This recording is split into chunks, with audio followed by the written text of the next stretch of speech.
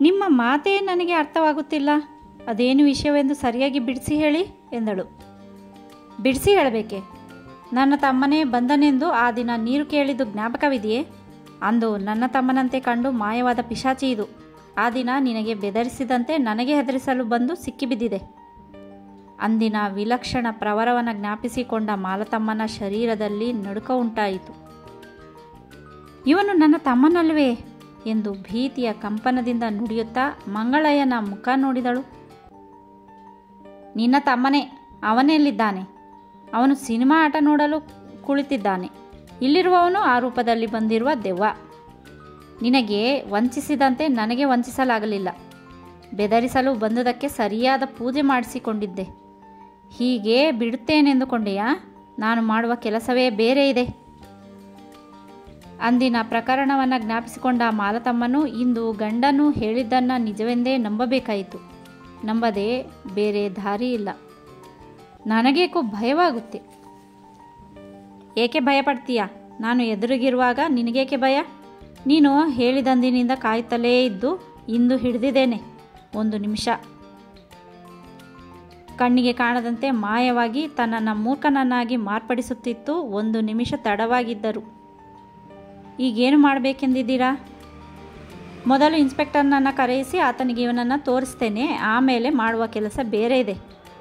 ಅವರನ್ನೇಕೆ ಕರೆಸುತ್ತೀರಾ? ಕಾರಣ ಬೇರೆ ಇದೆ. ಈಗ ಹೇಳಲು ವೇಳೆ ಇಲ್ಲ. ನಾಳೆ ಎಲ್ಲ ಹೇಳ್ತೇನೆ. ಇದೇನು ಗ್ರಹಚಾರವೋ ಏನೋ, ನನ್ನ ಕೈಕಾಲುಗಡೆ ಆಡದಂತಾಗಿದೆ.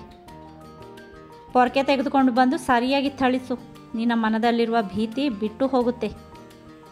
ಗಂಡನ ಆಜ್ಞೆ ಪಾಲಿಸಲು ಹೆಂಡತಿಯ ಮನ ಒಪ್ಪಲಿಲ್ಲ.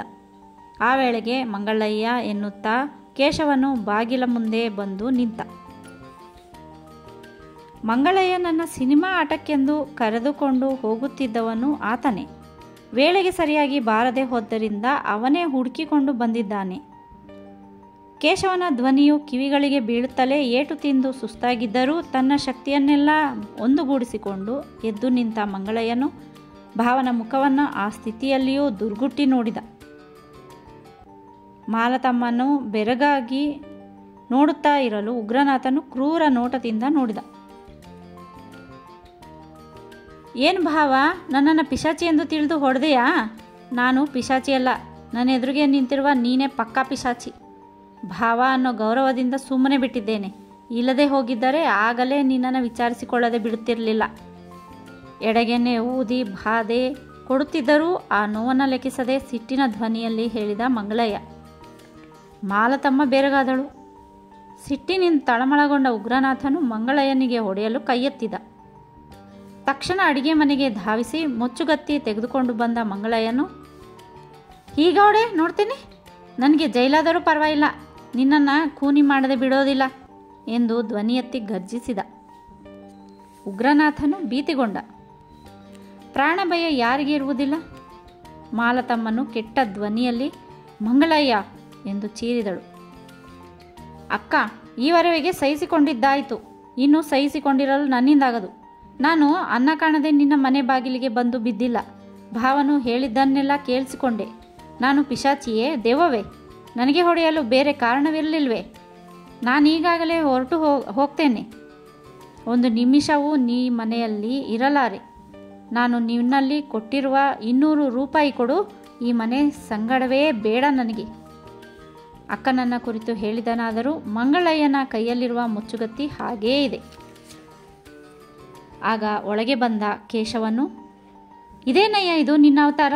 ಸಿನಿಮಾಕ್ಕೆ ಬರ್ತೇನೆ ಅಂತ ಹೇಳಿದವನು ಮುಚ್ಚುಗತ್ತಿ ಹಿಡಿದು ನಿಂತಿದೀಯಾ? ನಿನಗಾಗಿ ಕಾದು ಇಲ್ಲಿಗೆ ಬಂದು ನೋಡಿದರೆ ಕಟುಕನಂತೆ ಖಡ್ಗ ಹಿಡಿದು ನಿಂತಿದೀಯಾ? ನಿನಗೇನಾದರೂ ಹುಚ್ಚಿ ಹಿಡಿತಾ ಹೇಗೆ ಎಂದು ಹೇಳಿದ. ಕೇಶವನಾಡಿದ ಮಾತು ದಂಪತಿಯರನ್ನು ದಿಗ್ಭ್ರಮೆಗೊಳಿಸಿತು. ತಮ್ಮ ಎದುರಿಗಿರುವವನು ಅಸಲು ಮಂಗಳಯ್ಯನೆಂದು ಅರಿವಾಯಿತು.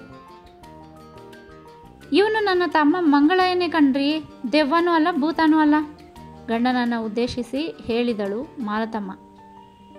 ಉಗ್ರನಾಥನಿಗೆ ತನ್ನ ತಪ್ಪಿನ ಅರಿವಾಯಿತು. ತಾನು ಏಕಾಏಕಿ ದುಡುಕಿ ಹೊಡೆದದ್ದು ಮಹಾಪರಾಧವಾಯಿತೆಂದುಕೊಂಡ. ನಾನು ಮುಚ್ಚುಗತ್ತಿ ಹಿಡಿದು ನಿಲ್ಲದೆ ಹೋಗಿದ್ದರೆ ಇವರಿಬ್ಬರೂ ಸೇರಿ ನನಗೆ ಚಿತ್ರ ಹಿಂಸೆ ಕೊಟ್ಟು ಸಾಯಿಸುತ್ತಿದ್ದರು ಕೇಶವ. ಈಗಾಗಲೇ ಅರ್ಧ ಜೀವ ತೆಗೆದಿದ್ದಾರೆ. ಕೇಶವನನ್ನು ಉದ್ದೇಶಿಸಿ ಹೇಳಿದ ಮಂಗಳಯ್ಯ. ಅದೇಕೆ? ನಾನು ದೆವ್ವ ಅಂತೆ, ಭೂತ ಅಂತೆ. ನೀನು ದೆವ್ವ ಅಲ್ಲ, ಭೂತ ಅಲ್ಲ ಕಣಪ್ಪ. ಮುಚ್ಚುಗತ್ತಿಯನ್ನು ಕೆಳಗಾಕು, ನಿನಗೆ ದಮ್ಮಯ್ಯ ಅಂತೀನಿ ಅಂದಳು. ನನ್ನ 200 ರೂಪಾಯಿ ಕೊಡು, ಕೆಳಗೆ ಹಾಕೋದಿಲ್ಲ. ಈ ಮನೆ ಸಹವಾಸನೂ ಬೇಕಾಗಿಲ್ಲ. ಇವತ್ತಿಗೆ ಈ ಮನೆ ಋಣ ಮುಗಿದೋಯ್ತು ಅಂತ ತಿಳಿದಿದ್ದೇನೆ. ಅಕ್ಕನ ಮಾತಿಗೆ ಮರ್ಯಾದೆ ನೀಡದ ಮಂಗಳಯ್ಯನು ತನ್ನ ಹಠವನ್ನೇ ಸಾಧಿಸಿದ. ಮಾಲತಮ್ಮನು ಕೇಶವನನ್ನ ಕುರಿತು ನಿನ್ನ ಸ್ನೇಹಿತನಿಗೆ ವಿವೇಕ ಹೇಳೆಂದು ಪ್ರಾರ್ಥಿಸಿದಳು. ಕೇಶವನು ಮಂಗಳಯ್ಯನು ಪರಮ ಮಿತ್ರರೆಂದು ಆಕೆ ಬಲ್ಲಳು. ಆ ಕಾರಣ ವಿನಂತಿ ಮಾಡಿಕೊಂಡಳು. ಕೇಶವನು ಧೈರ್ಯದಿಂದ ಮುಂದೆ ಬಂದು ಮಂಗಳಯ್ಯನ ಕೈಯಲ್ಲಿದ್ದ ಮುಚ್ಚುಗತ್ತಿಯನ್ನು ಬಲಾತ್ಕಾರದಿಂದ ಕಸಿದುಕೊಂಡು ಹೊರಗೆ ಕರೆತಂದು ಕೂರಿಸಿದ. ಉಗ್ರನಾಥನಿಗೆ ಹುಚ್ಚು ಹಿಡಿದಂತಾಗಿ ಬೆಪ್ಪನಂತೆ ನಿಂತುಕೊಂಡಿರುವನು.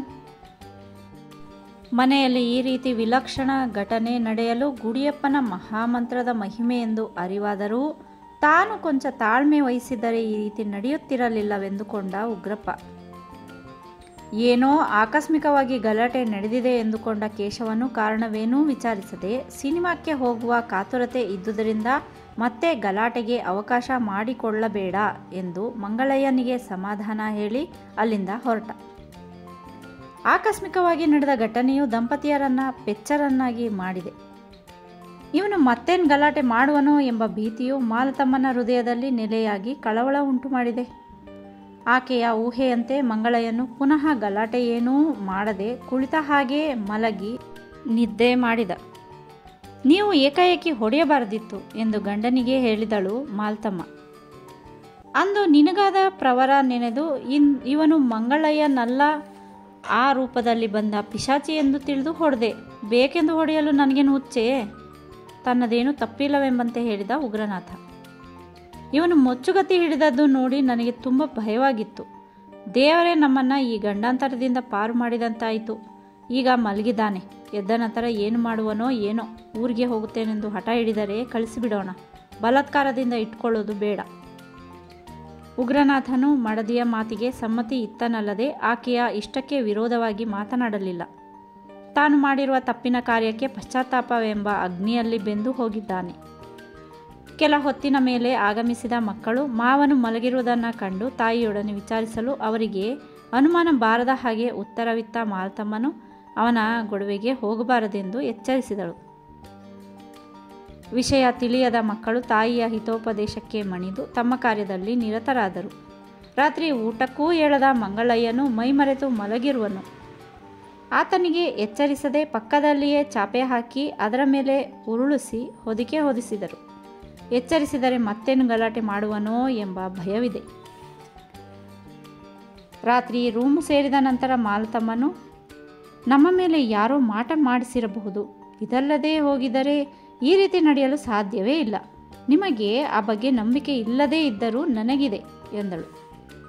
ಯೋಚನೆಯ ಹೊಳೆಯಲ್ಲಿ ಮೀಯುತ್ತಿರುವ ಉಗ್ರನಾಥನು ತಕ್ಷಣ ಉತ್ತರವೀಯಲಿಲ್ಲ. ಏನು ಯೋಚನೆ ಮಾಡ್ತಾ ಇದ್ದೀರಾ? ನನ್ನ ಮಾತು ಬೂಟಾಟಿಕೆ ಎಂದು ತಿಳಿದ್ರಾ? ಆ ವೇಳೆಯಲ್ಲಿ ಮಕ್ಕಳಿದ್ದಿದ್ರೆ ಏನು ಗತಿಯಾಗುತ್ತಿತ್ತು ಯೋಚನೆ ಮಾಡಿ. ಸರಿಯಾದ ಪುರೋಹಿತರನ್ನೇ ಆಗಲಿ ಬೇರೆಯವರನ್ನೇ ಆಗಲಿ ಕರೆತಂದು ಶಾಂತಿ ಮಾಡಿಸದೆ ಹೋದರೆ ನಮಗೆ ಉಳಿಗಾಲವಿಲ್ಲ. ಇದೇ ರೀತಿ ಆಗುತ್ತಿದ್ದರೆ ಯಾರಾದರೊಬ್ಬರು ಸಾವಿನಲ್ಲಿ ಅಂತ್ಯವಾಗುವುದು. ಗಂಡನು ಮಾತನಾಡದೇ ಇರಲು ಮಾಲತಮ್ಮನು ತಾನೇ ಮಾತು ಮುಂದುವರಿಸಿದಳು. ಒಂದೆರಡು ದಿನ ಅವಕಾಶ ಕೊಡು. ಏನೇನೋ ಹೇಳಿ ನನ್ನ ತಲೆ ಕೆಡಿಸಬೇಡ. ಆಮೇಲೆ ಏನೂ ತೊಂದರೆ ಬಾರದ ಹಾಗೆ ವ್ಯವಸ್ಥೆ ಮಾಡ್ತೇನೆ ಬೇಸರದಿಂದಲೇ ಹೇಳಿದ ಉಗ್ರನಾಥ. ನಾನೇನೂ ಹೇಳಿದರೂ ನೀವು ನಿಮ್ಮ ಮನಸ್ಸಿನ ಮೇಲೆ ತೆಗೆದುಕೊಳ್ಳೋದಿಲ್ಲ. ನನ್ನ ಮಾತೆಲ್ಲ ನಿಮಗೆ ತಪ್ಪಾಗಿ ಕಾಣುತ್ತೆ. ಗಂಡನ ಮೇಲೆ ನಸುಕೋಪ ತೋರಿ ಹೇಳಿದಳು ಮಾಲತಮ್ಮ. ನನಗೆಲ್ಲ ಗೊತ್ತಿದೆ. ಹೌದು, ಸುಮ್ಮನಿರಿ. ನಿಮಗೆ ಈಗೆಲ್ಲ ಗೊತ್ತಾಗೋದು. ನಾನು ಸತ್ತ ನಂತರವೇ ನಿಮಗೆ ತಿಳುವಳಿಕೆ ಬರೋದು. ದೇವರ ಬಗ್ಗೆ ನಂಬಿಕೆ ಇಲ್ಲದಿರುವುದರಿಂದ ಹೀಗಾಗುತ್ತಿರೋದು. ದೇವರು ದೇವರೆಂದು ನನ್ನನ್ನು ಕೊಲ್ಲಬೇಡ ಮಾರಾಯ್ತಿ. ಬಾಯಿ ಮುಚ್ಚಿಕೊಂಡು ಸುಮ್ಮನಿದ್ರೆ ನನಗೆಷ್ಟೋ ನೆಮ್ಮದಿಯಾಗಿರುತ್ತೆ. ಮಾತಾಡಿ ನನ್ನ ಪ್ರಾಣ ತೆಗಿಬೇಡ. ಇವರಿಗೇನೂ ಹೇಳಿದರೂ ತಲೆಗೆ ಅಂಟುವುದಿಲ್ಲ. ತಮ್ಮ ಹಠದಲ್ಲೇ ಇರುತ್ತಾರೆಂದುಕೊಂಡ ಮಾಲತಮ್ಮನು ಮುನಿಸಿನಿಂದ ಹಾಸಿಗೆ ಮೇಲೆ ಉರುಳಿದಳು. ಉಗ್ರನಾಥನು ಯೋಚನೆ ಮಾಡುತ್ತಲೇ ಕುಳಿತ. ಈಗ ನಡೆದಿರುವ ವಿಲಕ್ಷಣ ಘಟನೆಗಳಿಗೆ ಗುಡಿಯಪ್ಪನೇ ಕಾರಣನೆಂದು ಊಹಿಸಿದರೂ ಆತನ ಬಳಿ ಸೋಲೊಪ್ಪಿಕೊಳ್ಳಲು ತಯಾರಿಲ್ಲ. ಇನ್ನೂ ಏನೇನು ವಿಚಿತ್ರ ಸನ್ನಿವೇಶಗಳು ತೋರಿಸುವನೋ ನೋಡಿಯೇ ತೀರಬೇಕೆಂದು, ಸಾಧ್ಯವಾದರೆ ಆ ಶಕ್ತಿಯ ಹುಟ್ಟು ಅಡಗಿಸಬೇಕೆಂದು ಸಂಕಲ್ಪ ಉಳ್ಳವನಾಗಿದ್ದಾನೆ. ರಾತ್ರಿ 12 ಗಂಟೆಯವರೆಗೆ ಯೋಚನೆ ಮಾಡುತ್ತಲೇ ಕುಳಿತಿದ್ದು ಅನಂತರ ಮಲಗಿದ. ಆದರೆ ಇಬ್ಬರಿಗೂ ನಿದ್ದೆ ಇಲ್ಲ. ಬೆಳಗಾದ ನಂತರ ಮಂಗಳಯ್ಯನು ರಾತ್ರಿ ಏನೊಂದು ಘಟನೆಯೂ ನಡೆದಿಲ್ಲವೆಂಬ ರೀತಿ ವರ್ತಿಸಿದ. ಆತನ ವರ್ತನೆ ನೋಡಿ ದಂಪತಿಯರಿಗೆ ಆಶ್ಚರ್ಯವಾಯಿತು. ಇವನು ಬೇಕೆಂದು ಹೇಳದಿರುವನೆಂದುಕೊಂಡ ಮಾಲ್ತಮ್ಮನು ತಾನಾಗಿಯೇ ರಾತ್ರಿಯ ಪ್ರಸ್ತಾಪ ಎತ್ತಲು ಭಾವನು ಕೆನ್ನೆಗೆ ಹೊಡೆದೆಷ್ಟೋ, ಅಷ್ಟು ಮಾತ್ರವಲ್ಲದೆ ಆಮೇಲೆ ಏನು ನಡೆಯಿತೆಂದು ತನಗೇನು ತಿಳಿಯದೆಂದು ಮಂಗಳಯ್ಯನು ಹೇಳಿದ. ಆತನು ಹೇಳಿದ ಮಾತು ಕೇಳಿ ದಂಪತಿಯರು ತಮ್ಮ ಕಿವಿಗಳನ್ನೇ ನಂಬದಂತಾಯಿತಲ್ಲದೆ ದಿಗ್ಮೂಢರಾದರು. ಗಾಳಿರಾಯನು ತನ್ನ ಆಲೋಚನಾ ನಿರ್ಧಾರದಂತೆ ಮಹಾಬಲಯ್ಯನ ಮನೆಯ ಇತಿಹಾಸ ತಿಳಿಯಲು ಬಹು ಸೂಕ್ಷ್ಮವಾಗಿ ತನಿಖೆ ನಡೆಸಿದಾಗ ಆತನಿಗೂ ಪಾತ್ರೆ ಅಂಗಡಿ ಅಂದಾನಪ್ಪನಿಗೂ ಜನ್ಮ ದ್ವೇಷವಿರುವುದಾಗಿ ತಿಳಿಯಿತು. ಒಬ್ಬರನ್ನೊಬ್ಬರು ನಾಶಪಡಿಸಲು ನಡೆಸುತ್ತಿರುವ ಕುತಂತ್ರ ಕುಟಿಲೋಪಾಯ ಕಾರ್ಯಗಳು ತಿಳಿಯದೇ ಇರಲಿಲ್ಲ. ತನ್ನ ಪತ್ತೇದಾರಿಕೆಯ ತನಿಖೆಯಲ್ಲಿರುವಾಗ ಅಂದಾನಪ್ಪನು 2 ಬಾರಿ ಭಂಡಾರಯ್ಯನಲ್ಲಿಗೆ ಹೋಗಿ ಮಾತಾಡಿದ್ದನ್ನು ನೋಡಿ ಮಹಾಬಲಯ್ಯನ ಮೇಲೆ ದ್ವೇಷದ ಕಿಡಿ ಕಾರುತ್ತಿರುವ ಅಂದಾನಪ್ಪನು ಈ ಮಂತ್ರವಾದಿಯ ಸಹಾಯದಿಂದ ಉಷಾದೇವಿಯ ತಲೆಕೆಟ್ಟು ಮನೆ ಬಿಟ್ಟು ಹೋಗುವಂತೆ ಮಾಡಿರಬಹುದು ಎಂದು ತನ್ನಲ್ಲಿಯೇ ನಿರ್ಣಯಿಸಿಕೊಂಡ. ಮಹಾಬಲಯ್ಯನು ಆಗಾಗ್ಗೆ ನಾಗೇಂದ್ರಪ್ಪನನ್ನು ಸಂಧಿಸಿ ಪ್ರತ್ಯೇಕವಾಗಿ ಮಾತನಾಡುವುದನ್ನು ಕಂಡರೂ ಅವರೇನು ಮಾತನಾಡಿಕೊಳ್ಳುವರೆಂದು ಹತ್ತಿರವಿದ್ದು ಕೇಳಿಸಿಕೊಳ್ಳಲಾಗಲಿಲ್ಲ. ಅಂದನಪ್ಪ, ಮಹಾಬಲಯ್ಯ ಮತ್ತು ನಾಗೇಂದ್ರಪ್ಪನ ಮನೆಯಲ್ಲಿ ಮೂವರು ಯಾವ ರೀತಿ ಸತ್ತರೆಂಬ ವಿಷಯವೂ ಗಾಳಿರಾಯನ ತನಿಖೆಯಲ್ಲಿ ತಿಳಿಯದೇ ಇರಲಿಲ್ಲ. ಆ ಮೂವರು ಮಾಟದ ಪ್ರಯೋಗಕ್ಕೆ ಒಳಗಾಗಿ ಸತ್ತರೆಂದೇ ಊಹೆ ಮಾಡಿಕೊಂಡ. ಅಂದಾನಪ್ಪನು ಭಂಡಾರಯ್ಯನನ್ನು ಆಶ್ರಯಿಸಿದಂತೆ ಮಹಾಬಲಯ್ಯ ಬೇರೊಬ್ಬ ಮಂತ್ರವಾದಿಯನ್ನು ಆಶ್ರಯಿಸಿದ್ದಾನೆಂದು ಊಹೆ ಮಾಡಿಕೊಂಡರೂ ಆ ಮಂತ್ರವಾದಿ ಯಾರು, ಎಲ್ಲಿದ್ದಾನೆಂದು ತಿಳಿಯಲು ಆಗಲಿಲ್ಲ. ಅಂದಾನಪ್ಪನ ಮಂತ್ರವಾದಿಯಂತೆ ಮಹಾಬಲಯ್ಯನ ಮಂತ್ರವಾದಿಯು ಈ ನಗರದಲ್ಲಿರದೆ ಬೇರೆ ಊರಿನಲ್ಲಿರುವನೆಂದೇ ಭಾವಿಸಿ ಆ ಮಂತ್ರವಾದಿ ಯಾರೆಂದು ಪತ್ತೆ ಮಾಡಿ ತಿಳಿಯದೆ ಬಿಡಬಾರದು ಎಂದುಕೊಂಡ. ಅಂದಾನಪ್ಪನು ಭಂಡಾರಯ್ಯನನ್ನು ಕಂಡು ಮಾತನಾಡುವುದನ್ನು ಸಮೀಪದಿಂದ ನೋಡಿದವನಾದರೂ ಹತ್ತಿರ ಹೋಗಿ ಅವರ ಸಂಭಾಷಣೆಯನ್ನು ಕೇಳಿಸಿಕೊಳ್ಳಲಾಗಲಿಲ್ಲ. ಮಹಾಬಲಯ್ಯನಿಗೆ ನಾಗೇಂದ್ರಪ್ಪನು ಸಹಾಯಕನಾಗಿರುವಂತೆ ಅಂದಾನಪ್ಪನಿಗೆ ಸಹಾಯಕರಿಲ್ಲ. ಉಷಾದೇವಿ ಕಣ್ಮರೆಯಾಗಿರುವ ವಿಷಯವು ತನ್ನ ಮನೆಯವರ ವಿನಃ ಬೇರೆ ಯಾರಿಗೂ ತಿಳಿಯದೆಂದು ಮಹಾಬಲಯ್ಯನು ತಿಳಿದಿರುವನಾದರೂ ಅವನ ಮನೆ ವ್ಯವಹಾರಗಳ ಮೇಲೆ ಸದಾ ಕಣ್ಣಿಟ್ಟು ಕಾಯುತ್ತಿರುವ ಅಂದಾನಪ್ಪನಿಗೆ ತಿಳಿದಿದೆ. ಆದರೆ ಆತನು ಬಹಿರಂಗಪಡಿಸದೆ ಪಂಜಿನಪುರಕ್ಕೆ ಹೋಗಿ ಭಂಡಾರಯ್ಯನೊಡನೆ ವಿಷಯ ಹೇಳಿದ್ದಾನೆ. ಭಂಡಾರಯ್ಯನು ಉಷಾದೇವಿಯ ವಿಷಯ ಕೇಳಿ, ಆಕೆ ಹಿಂದಿರುಗಿ ಬರುವುದಿಲ್ಲ, ಸತ್ತಳೆಂದೇ ತಿಳಿಯಿರಿ. ಮನೆಯಲ್ಲಿ ಸತ್ತರೆ ಅಪವಾದ ನಿಮ್ಮ ಮೇಲೆ ಬರಬಹುದೆಂಬ ದೂರಾಲೋಚನೆ ಉಳ್ಳವನಾಗಿ ಈ ಕೆಲಸ ಮಾಡಿದ್ದೇನೆ. ಆಕೆ ಎಲ್ಲಿ ಸತ್ತರೂ ಹೆಣ ಸಹ ಸಿಗುವುದಿಲ್ಲ ಎಂದು ಹೇಳಿರುವನು. ಅಂದಾನಪ್ಪನು ಮಹಾ ಸಂತೋಷ ಹೊಂದಿದವನಾಗಿ ಭಂಡಾರಯ್ಯನನ್ನು ಹೊಗಳಿರುವನು. ಭಂಡಾರಯ್ಯನಿಗೆ ಹೊಗಳಿಕೆ ತೆಗಳಿಕೆ ಯಾವುದೂ ಬೇಕಾಗಿಲ್ಲ. ಅವನಿಗೆ ಬೇಕಾಗಿರುವುದು ತಾನು ಕಲಿತ ವಿದ್ಯೆಯನ್ನು ಸದ್ವಿನಿಯೋಗಕ್ಕೆ ಉಪಯೋಗಿಸದೆ ದುರ್ವಿನಿಯೋಗಕ್ಕೆ ಪ್ರಯೋಗ ನಡೆಯಿಸುತ್ತಾ ಹಣ ಸಂಪಾದನೆಯಲ್ಲಿರುವನು. ಉಷಾದೇವಿಯು ಎಲ್ಲಿದ್ದಾಳೆಂದು ಭಂಡಾರಯ್ಯನಿಗೆ ತಿಳಿದಿದೆ.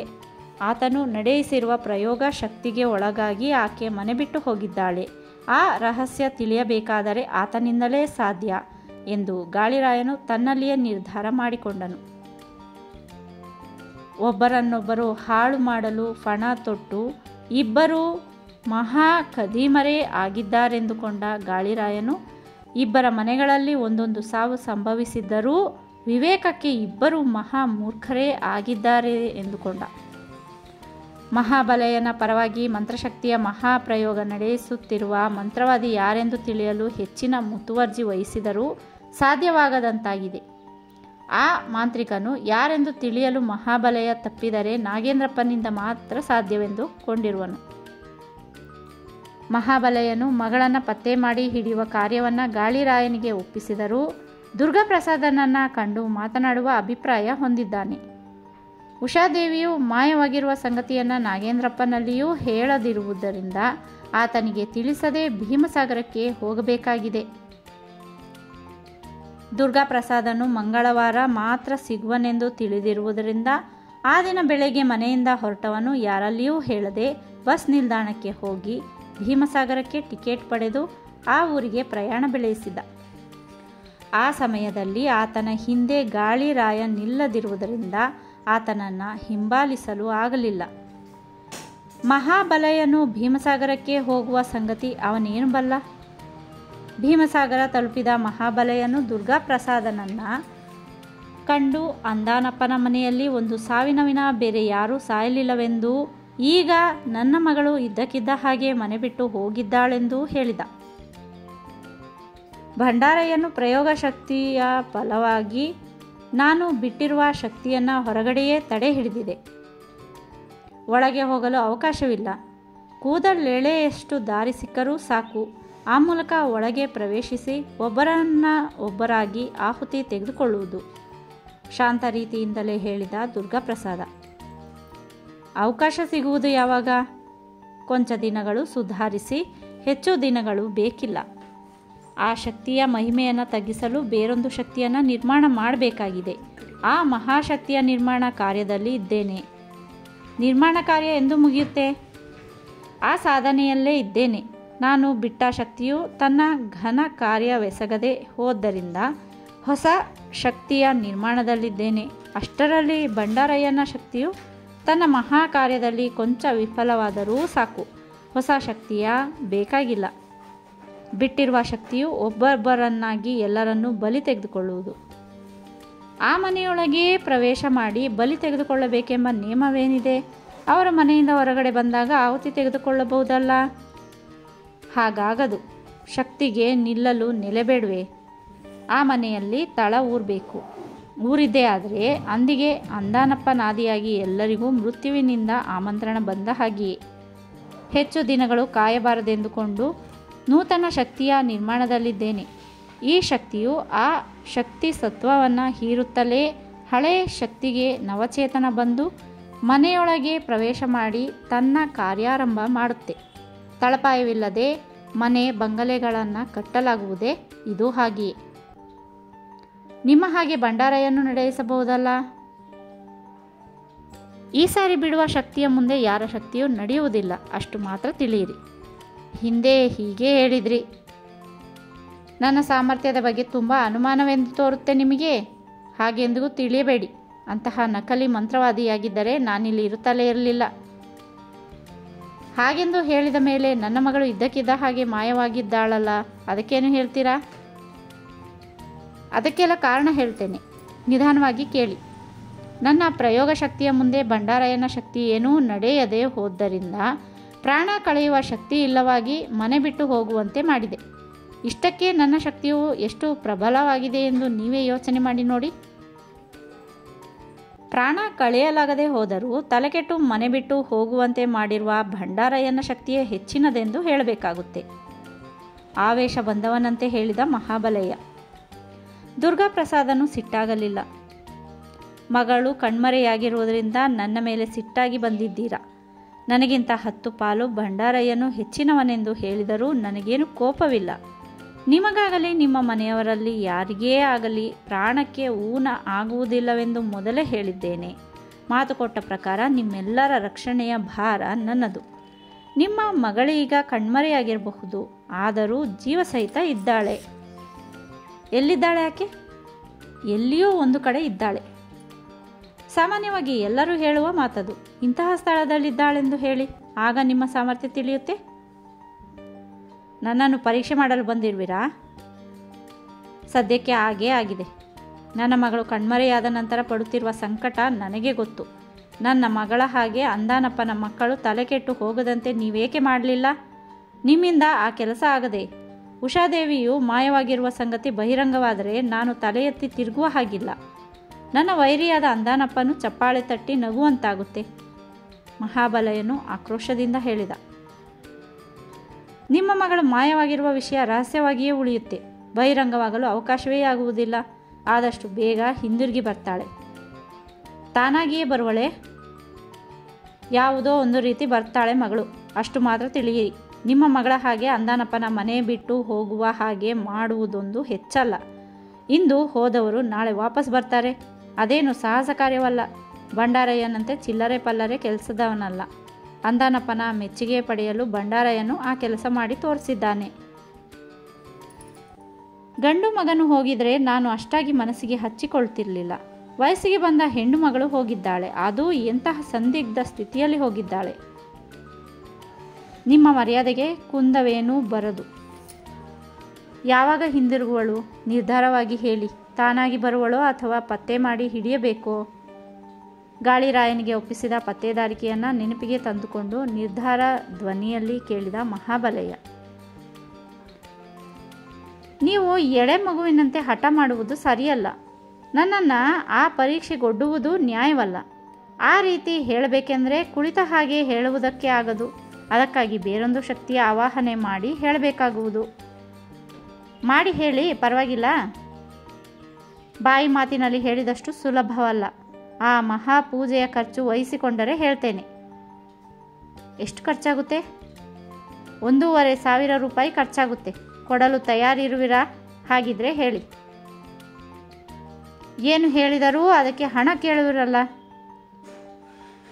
ನಮ್ಮಂಥವರ ಪೂಜೆಯ ಮಹತ್ವ ಆಗಿದೆ. ಕುರಿ ಬೆಲೆ ಮಾತನಾಡಿ ಕೊಂಡು ತಂದು ಅನಂತರ ಕೋಳಿ ಕೊಡಿ ಅಂದರೆ ಸುಮ್ಮನೆ ಕೊಡ್ತಾರೆಯೇ? ಅದರ ಬೆಲೆ ಕೊಡದೆ ತರಲು ಸಾಧ್ಯವೇ? ನಾನು ನಿಮ್ಮೆಲ್ಲರ ಪ್ರಾಣ ರಕ್ಷಣೆಯ ಜವಾಬ್ದಾರಿ ಹೊತ್ತಿದ್ದೇನೆ. ಯಾರಿಗಾದರೂ ಪ್ರಾಣಾಪಾಯವಾಗಿದ್ದರೆ ಹೇಳಿ. ಮೊದಲೇ ಕೆಲವು ತೊಂದರೆಗಳು ಪ್ರಾಪ್ತಿಯಾಗುವುದೆಂದು ಹೇಳಿರಲಿಲ್ವೇ? ಅದೇ ರೀತಿ ಈಗ ನಡೆದಿದೆ. ಅಷ್ಟಕ್ಕೆ ನೀವು ಗಾಬರಿಯಾಗಿದ್ದೀರಾ. ನನಗೆ ಇವೆಲ್ಲ ಸರ್ವಸಾಮಾನ್ಯದ ವಿಷಯ. ತೊಂದರೆ ಬಂದರೂ ಪರವಾಗಿಲ್ಲ. ಮನೆಯಿಂದ ಹೊರಗೆ ಹೋಗದ ಹಾಗೆ ವ್ಯವಸ್ಥೆ ಮಾಡಬೇಕಿತ್ತು. ಭಂಡಾರಯ್ಯನ ಪ್ರಯೋಗ ಶಕ್ತಿಯು ನಿಷ್ಫಲವಾಗಬಾರದಲ್ವೇ? ಪ್ರಾಣ ಹೀರಲು ಸಾಧ್ಯವಾಗದ ಕಾರಣ ಕಣ್ಮರೆಯಾಗಿರುವಂತೆ ಪ್ರಯೋಗ ನಡೆದಿದೆ. ಈ ರಾಮನು ಕಾಕಾಸುರನ ಮೇಲೆ ಬಿಟ್ಟ ಬಾಣವು ಆ ರಾಕ್ಷಸನ ಪ್ರಾಣವನ್ನೇ ತೆಗೆಯಬೇಕಿತ್ತು. ಆತನು ರಾಮನಲ್ಲಿಯೇ ಬೇಡಿಕೊಂಡಿದ್ದರಿಂದ ಬಿಟ್ಟ ಬಾಣವು ವ್ಯರ್ಥವಾಗಬಾರದೆಂದು ಒಂದು ಕಣ್ಣನ್ನು ಮಾತ್ರ ಕಳೆದು ಪ್ರಾಣದಾನ ನೀಡಿದ. ಈ ಶಕ್ತಿಗಳ ಮಹಿಮೆಗಳು ಹಾಗೆಯೇ. ಪ್ರಯೋಗ ಮಾಡಿದ ಮೇಲೆ ನಿಷ್ಫಲವಾಗಬಾರದು. ಏನಾದರೊಂದು ಕಾರ್ಯ ಸಾಧನೆಯಾಗಲೇಬೇಕು. ನನ್ನ ಅಮೋಘ ಶಕ್ತಿಯ ಮುಂದೆ ಭಂಡಾರಯ್ಯನ ಪ್ರಯೋಗಕ್ಕೆ ಪ್ರಾಣ ತೆಗೆಯಲು ಆಗದೆ ಹೋದ್ದರಿಂದ ಉಷಾದೇವಿಯನ್ನು ನಿಮ್ಮೆಲ್ಲರ ದೃಷ್ಟಿಯಿಂದ ದೂರ ಮಾಡಿದೆ. ನನ್ನ ಶಕ್ತಿಯ ಬಗ್ಗೆ ನಿಮಗೆ ಅನುಮಾನವಿದೆ. ಈಗಲೇ ನಿಮ್ಮ ಕಣ್ಣೆದುರಿಗೆ ಸಣ್ಣ ಕಾರ್ಯ ಮಾಡಿ ತೋರಿಸುತ್ತೇನೆ, ನೋಡಿ ಎಂದು ದುರ್ಗಾಪ್ರಸಾದನು ಸಣ್ಣ ಕನ್ನಡಿಯೊಂದನ್ನು ತಂದು ಮಹಾಬಲಯ್ಯನಿಗೆ ಇದರಲ್ಲಿ ನಿಮ್ಮ ಮುಖ ನೋಡಿಕೊಳ್ಳಿ ಎಂದ. ಮಹಾಬಲಯ್ಯನು ಮುಖದೆದುರಿಗೆ ಕನ್ನಡಿ ಹಿಡಿದುಕೊಳ್ಳಲು ಅವನ ಮುಖ ಕಾಣಲಿಲ್ಲ. ಆಶ್ಚರ್ಯಗೊಂಡು ನನ್ನ ಮುಖ ಕಾಣುತ್ತಿಲ್ಲವೆಂದ. ನಿಮ್ಮ ತಂದೆ ಹೆಸರೇನೆಂದು ದುರ್ಗಾಪ್ರಸಾದನು ಕೇಳಲು ರಾಮಲಿಂಗಯ್ಯನೆಂದ ಮಹಾಬಲಯ್ಯ. ಕನ್ನಡಿಯನ್ನು ತನ್ನ ಕೈಗೆ ತೆಗೆದುಕೊಂಡ ದುರ್ಗಾಪ್ರಸಾದನು ಪುನಃ ಅದನ್ನು ಮಹಾಬಲಯ್ಯನ ಕೈಗಿತ್ತು. ಈಗ ನೋಡಿ ಎಂದ. ಮಹಾಬಲಯ್ಯನು ಕನ್ನಡಿಯಲ್ಲಿ ಏನು ಕಾಣುವುದೆಂದು ನೋಡಲು ಅದರಲ್ಲಿ ರಾಮಲಿಂಗಯ್ಯನ ಪ್ರತಿಬಿಂಬ ಸ್ಪಷ್ಟವಾಗಿ ಕಾಣುತ್ತಿದೆ. ಮಹದಾಶ್ಚರ್ಯಗೊಂಡ ಮಹಾಬಲಯ್ಯನು ತನ್ನ ತಂದೆಯ ಮುಖ ಕಾಣುತ್ತಿದೆ ಎಂದ. ನನ್ನ ಮಹಿಮಾ ವಿಶೇಷದ ಬಗ್ಗೆ ಈಗ ಅರ್ಥ ಮಾಡಿಕೊಳ್ಳಿ. ನಿಮ್ಮ ತಂದೆಯನ್ನು ನಾನು ನೋಡಿಲ್ಲ, ಆದರೂ ಈ ಕನ್ನಡಿಯಲ್ಲಿ ತೋರಿಸುತ್ತಿದ್ದೇನೆ. ಪ್ರಭಾವಶಾಲಿಗಳಾದ ಮಂತ್ರವಾದಿಯರನ್ನು ಪರೀಕ್ಷಿಸುವ ಗೊಡವೆಗೆ ಹೋಗಬಾರದು. ಅವರನ್ನು ಎದುರು ಹಾಕಿಕೊಳ್ಳಲೂಬಾರದು. ಇನ್ನೂ ಹೆಚ್ಚು ತರ್ಕ ಮಾಡದೆ ಮೌನವಾಗಿ ಹಿಂದಿರುಗಿ. ಯಾವ ಕಾರಣದಿಂದಲೂ ನಿಮಗೇನೊಂದು ಅಪಾಯವೂ ಸಂಭವಿಸುವುದಿಲ್ಲ ಎಂದು ದುರ್ಗಾಪ್ರಸಾದನು ಕನ್ನಡಿಯನ್ನು ತನ್ನ ಕೈಗೆ ತೆಗೆದುಕೊಂಡ. ಮಹಾಬಲಯ್ಯನು ಏನೊಂದು ಮಾತೂ ಆಡದೆ ಮಂತ್ರವಾದಿಯಿಂದ ಅಭಯ ಪಡೆದು ಆತನಿಗೆ ವಂದನೆ ಸಲ್ಲಿಸಿ ಹಿಂದಿರುಗಿದ. ಉಷಾದೇವಿಯನ್ನು ಪತ್ತೆ ಮಾಡುವ ಪತ್ತೇದಾರಿಕೆಯಲ್ಲಿರುವ ಗಾಳಿರಾಯನು ಇದ್ದಕ್ಕಿದ್ದ ಹಾಗೆ ಮಹಾಬಲಯ್ಯನು ಪತ್ತೆ ಇಲ್ಲದಿರುವುದನ್ನು ಕಂಡು ಆಶ್ಚರ್ಯಗೊಂಡ. ಆತನ ಆಲೋಚನೆ ಬಹು ದೂರದವರೆಗೆ ಓಡಿತು. ಮಹಾಬಲಯ್ಯನು ಅಕಸ್ಮಾತ್ ಕಾಣೆಯಾಗಿದ್ದಾನಲ್ಲ, ಎಲ್ಲಿಗೋಗಿರಬಹುದು? ಅಂದಾನಪ್ಪನು ಭಂಡಾರಯ್ಯನ ಮಂತ್ರವಾದಿಯನ್ನು ಆಶ್ರಯಿಸಿದಂತೆ ಅಂದಾನಪ್ಪನ ಸರ್ವನಾಶಕ್ಕಾಗಿ ಆತನು ಬೇರೊಬ್ಬ ಮಂತ್ರವಾದಿಯನ್ನು ಆಶ್ರಯಿಸದೇ ಇಲ್ಲ. ಆ ಮಂತ್ರವಾದಿಯು ಈ ಊರಿನವನಾಗಿರದೆ ಪರ ಊರಿನಲ್ಲಿ ಇರುವನೆಂದು ತೋರುತ್ತೆ. ಈಗ ಆತನಲ್ಲಿಗೇ ಹೋಗಿರಬಹುದು. ಆತನು ಬಂದ ನಂತರ ಉಪಾಯದಿಂದ ಬಾಯಿ ಬಿಡಿಸುತ್ತೇನೆ. ಉಷಾದೇವಿಯು ಕಣ್ಮರೆಯಾಗಲು ಬಹುಶಃ ಭಂಡಾರಯ್ಯನ ಮಹಾಪ್ರಯೋಗವೇ ಕಾರಣವಿದ್ದರೂ ಇರಬಹುದು. ಆಕೆ ಎಲ್ಲಿದ್ದಾಳೆಂದು ಪತ್ತೆ ಮಾಡಿ ಹಿಡಿಯಲು ಭಂಡಾರಯ್ಯನ ಮೂಲಕವೇ ಸಾಧ್ಯ. ಮನೆ ಬಿಟ್ಟು ಹೋಗಿಲ್ಲ. ಬೇರೆ ಯಾವನನ್ನೇ ಆಗಲಿ ಪ್ರೇಮಿಸಿ ಅವನೊಡನೆ ಪರಾರಿಯಾಗಿಲ್ಲ. ತಲೆಕೆಟ್ಟು ಹೋಗಿದ್ದಾಳೆ. ಆಕೆ ಎಲ್ಲಿದ್ದರೂ ಪತ್ತೆ ಮಾಡಿ ಹಿಡಿಯುವ ಜವಾಬ್ದಾರಿ ನನಗೆ ಸೇರಿದೆ. ಈ ರೀತಿ ಯೋಚಿಸಿಕೊಂಡ ಗಾಳಿರಾಯನು ಮಹಾಬಲೆಯನ ನಿರೀಕ್ಷೆಯಲ್ಲಿ ಇರುವನು. ಮಂಗಳವಾರ ಬೆಳಿಗ್ಗೆ ವಾಯುನಗರದಿಂದ ಹೊರಟಿದ್ದ ಮಹಾಬಲೆಯನು ಅಂದು ರಾತ್ರಿಯೇ ನಗರ ತಲುಪಿದ. ಆತನು ರಾತ್ರಿ ಬಂದುದರಿಂದ ಗಾಳಿರಾಯನ ಕಣ್ಣಿಗೆ ಬೀಳಲಿಲ್ಲ.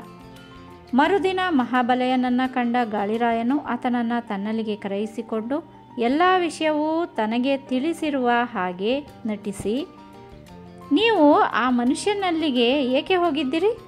ಅಲ್ಲಿ ನಡೆದುದಾದರೂ ಏನು? ಆತನಿಗೂ ನಿಮಗೂ ಹೇಗೆ ಪರಿಚಯವಾಯಿತು? ಪರಿಚಯ ಮಾಡಿಕೊಟ್ಟವರಾರು?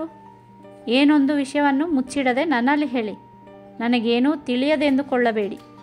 ನಿಮ್ಮ ಮತ್ತು ಅಂದಾನಪ್ಪನ ವೈರತ್ವ ಈವರೆವಿಗೆ ಒಬ್ಬರಿಂದ ಒಬ್ಬರಿಗೆ ಉಂಟಾಗಿರುವ ಕಷ್ಟ ನಷ್ಟಗಳನ್ನು ಮಣಿ ಪೋಣಿಸಿದಂತೆ ಹೇಳಬಲ್ಲೆ ಎಂದು ಬೆದರಿಕೆಯ ಬಾಂಬು ಹಾಕಿದ. ದಿಗ್ಭ್ರಾಂತನಾದ ಮಹಾಬಲೆಯನ ಬಾಯಿಂದ ಕೆಲ ನಿಮಿಷ ಮಾತುಗಳೇ ಹೊರಡದು. ಇವರು ತನ್ನ ಬೆನ್ನತ್ತಿ ಭೀಮಸಾಗರಕ್ಕೆ ಬಂದು ಅಲ್ಲಿ ವ್ಯವಹಾರ ಕಂಡು ಹಾಗೇ ಹಿಂಬಾಲಿಸಿ ಬಂದಿದ್ದಾರೆಂದುಕೊಂಡ. ಸತ್ಯಸಂಗತಿ ಹೇಳದೆ ಹೋದರೆ ಇವರ ಕೋಪಕ್ಕೆ ಪಾತ್ರನಾಗಬೇಕಾಗುವುದೆಂದುಕೊಂಡನಲ್ಲದೆ ಅನುಮಾನವೂ ಆಗುವುದೆಂದು ತನ್ನಲ್ಲಿಯೇ ತರ್ಕಿಸಿಕೊಂಡ. ಕೆಲ ನಿಮಿಷ ಮಂಕನಂತಿದ್ದು ಬಳಿಕ ಏನೊಂದು ಪ್ರವರವನ್ನು ಮುಚ್ಚಿಡದೆ ಪ್ರತಿಯೊಂದು ಪ್ರಕರಣವನ್ನು ಸಾಂಗೋಪಸಾಂಗವಾಗಿ ಹೇಳಿ ಮುಗಿಸಿದ. ತನ್ನ ಗೆಳೆಯನಾದ ಮರಿಲಿಂಗಪ್ಪನ ಮನೆಗೆ ಹೋಗಿ ಆತನೊಡನೆ ಮಾತನಾಡುತ್ತಾ ಕುಳಿತಿದ್ದ ಉಗ್ರನಾಥನು ರಾತ್ರಿ 9 ಗಂಟೆಯ ನಂತರ ಆತನಿಂದ ಬೀಳ್ಕೊಂಡು ತನ್ನ ಮನೆ ದಾರಿ ಹಿಡಿದು ಹೊರಟ.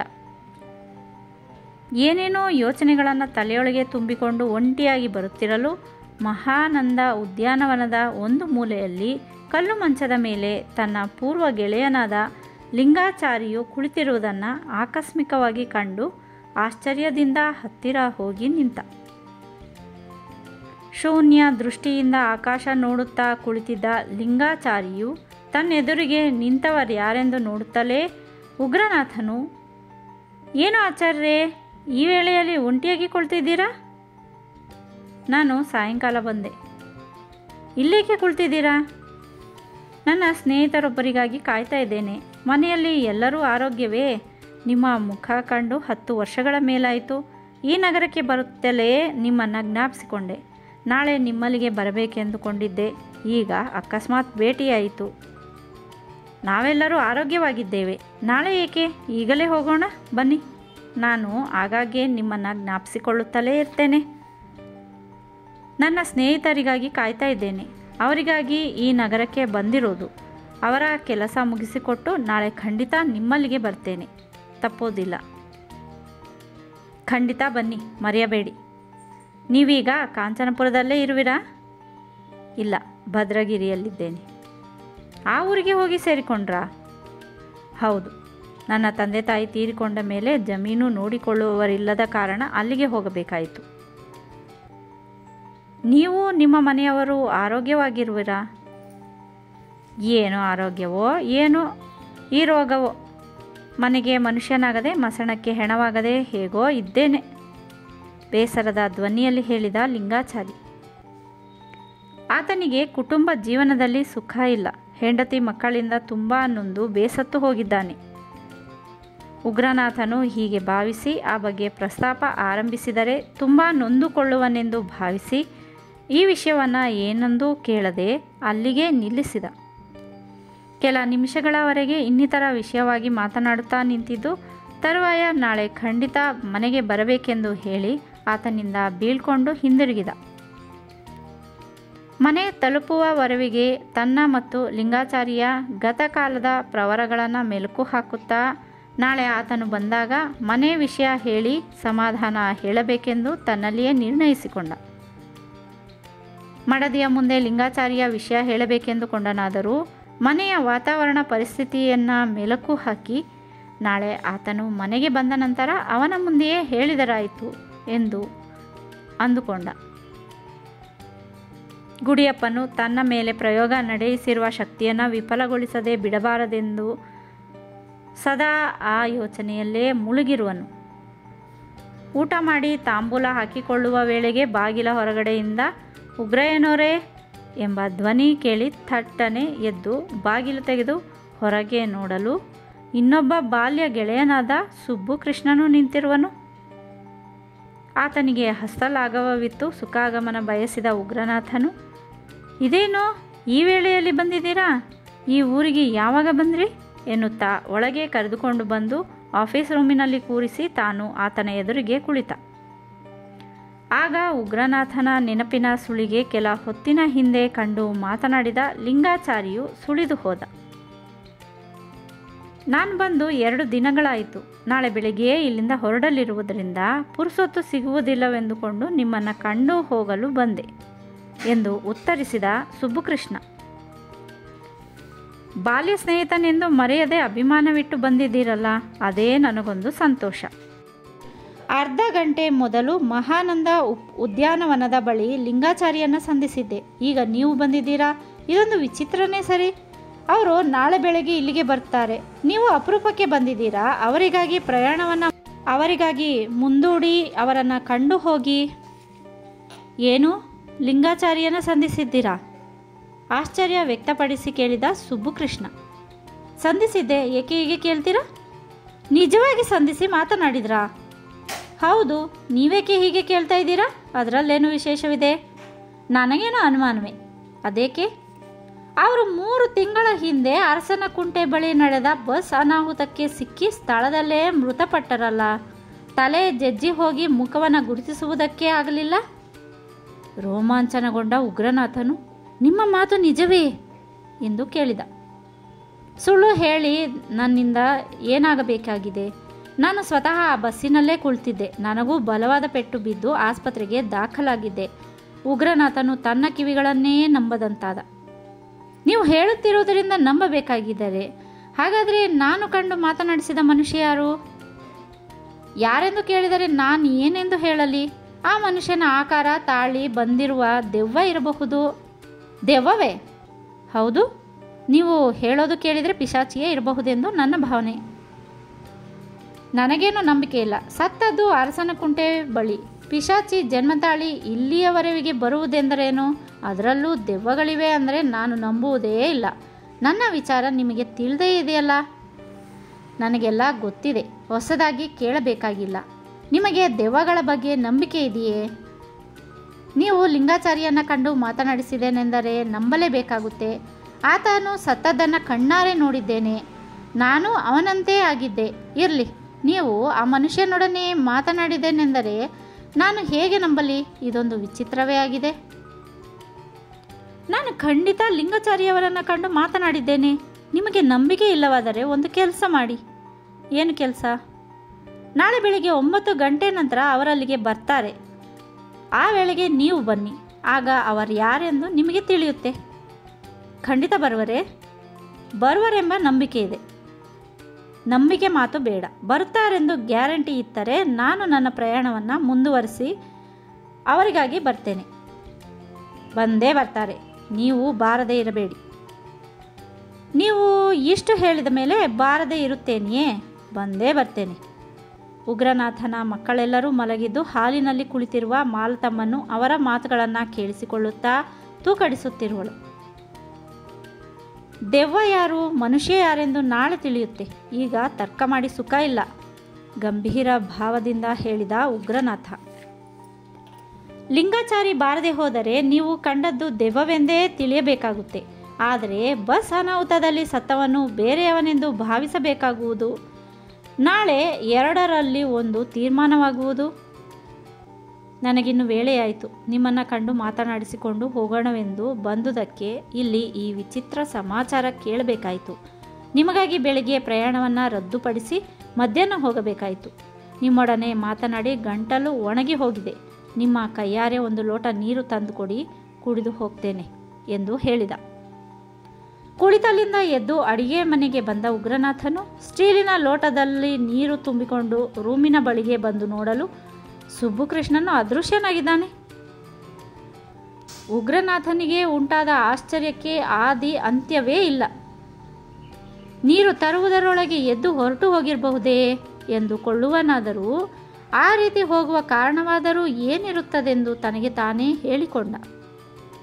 ಬಂದವನು ಯಾರು, ಉದ್ಯಾನವನದ ಬಳಿ ನೋಡಿದ್ದು ಯಾರನ್ನ ಎಂದು ಅವನೇ ಯೋಚಿಸಿ ಕಂಗೆಡುವಂತಾಯಿತು.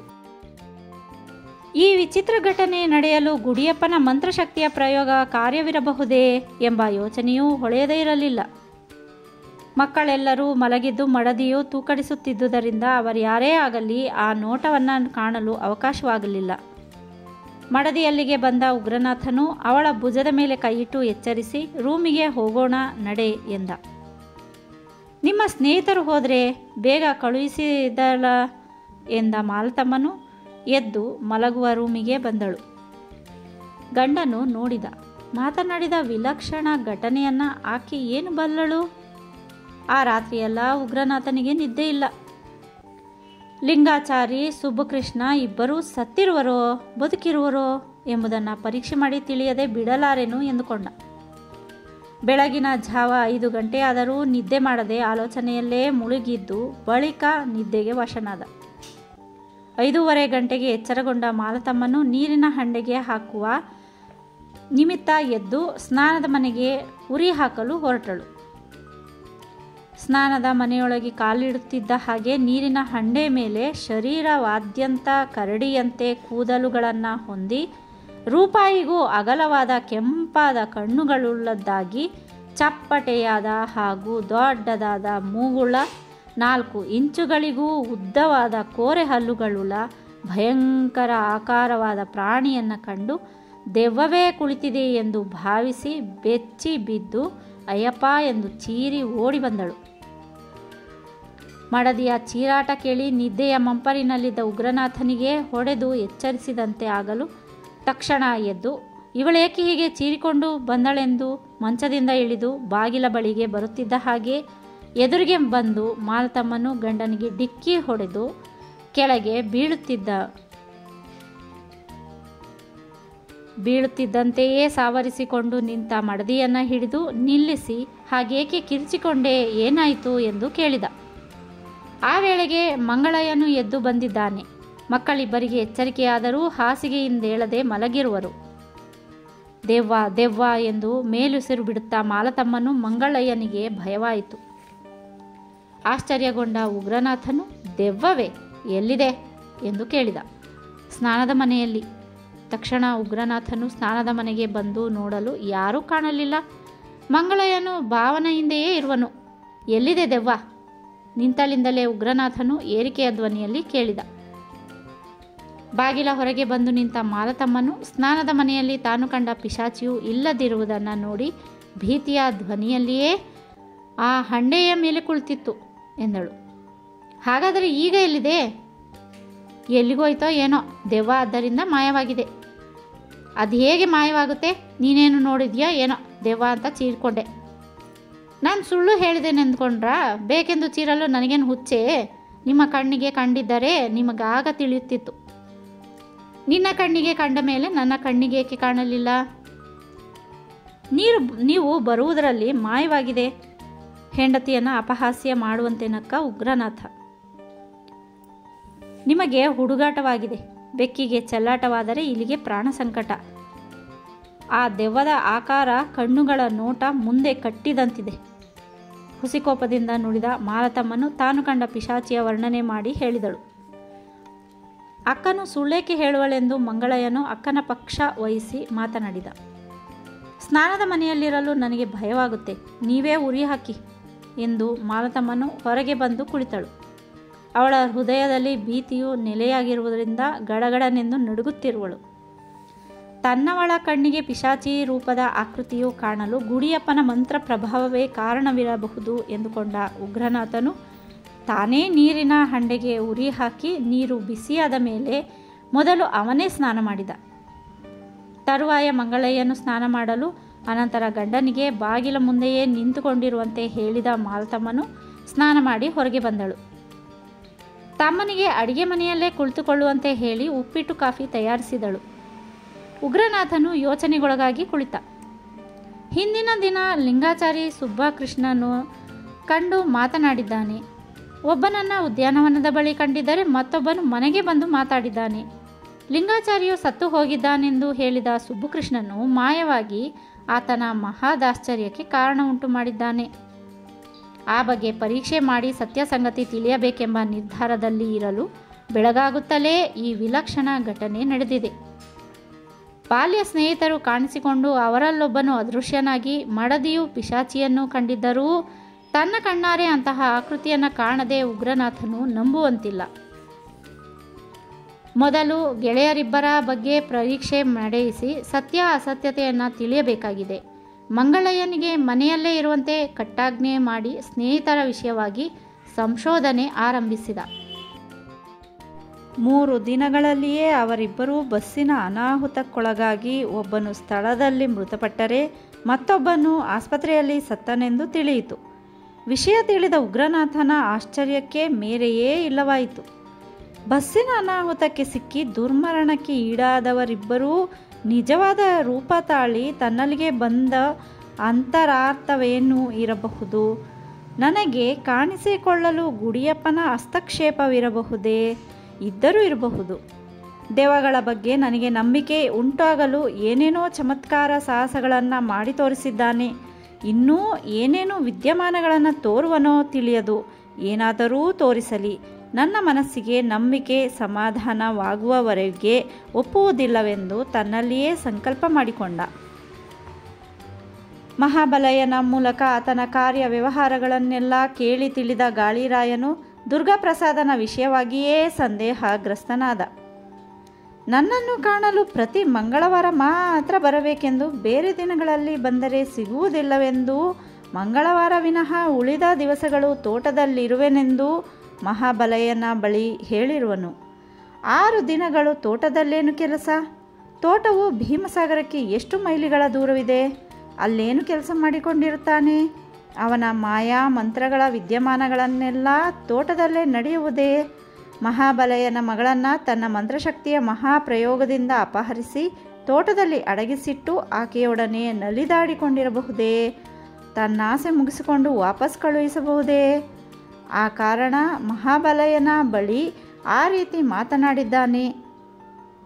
ಆ ಮಂತ್ರವಾದಿಗೆ ತಿಳಿಯದಂತೆ ಅವನ ತೋಟಕ್ಕೆ ಹೋಗಿ 6 ದಿನಗಳು ಅವನೇನು ಮಾಡುತ್ತಿರುವನೆಂದು ತಿಳಿಯದೆ ಬಿಡಲಾರೆ. ಉಷಾದೇವಿಯು ಅಲ್ಲಿ ಸಿಕ್ಕರೂ ಸಿಗಬಹುದು.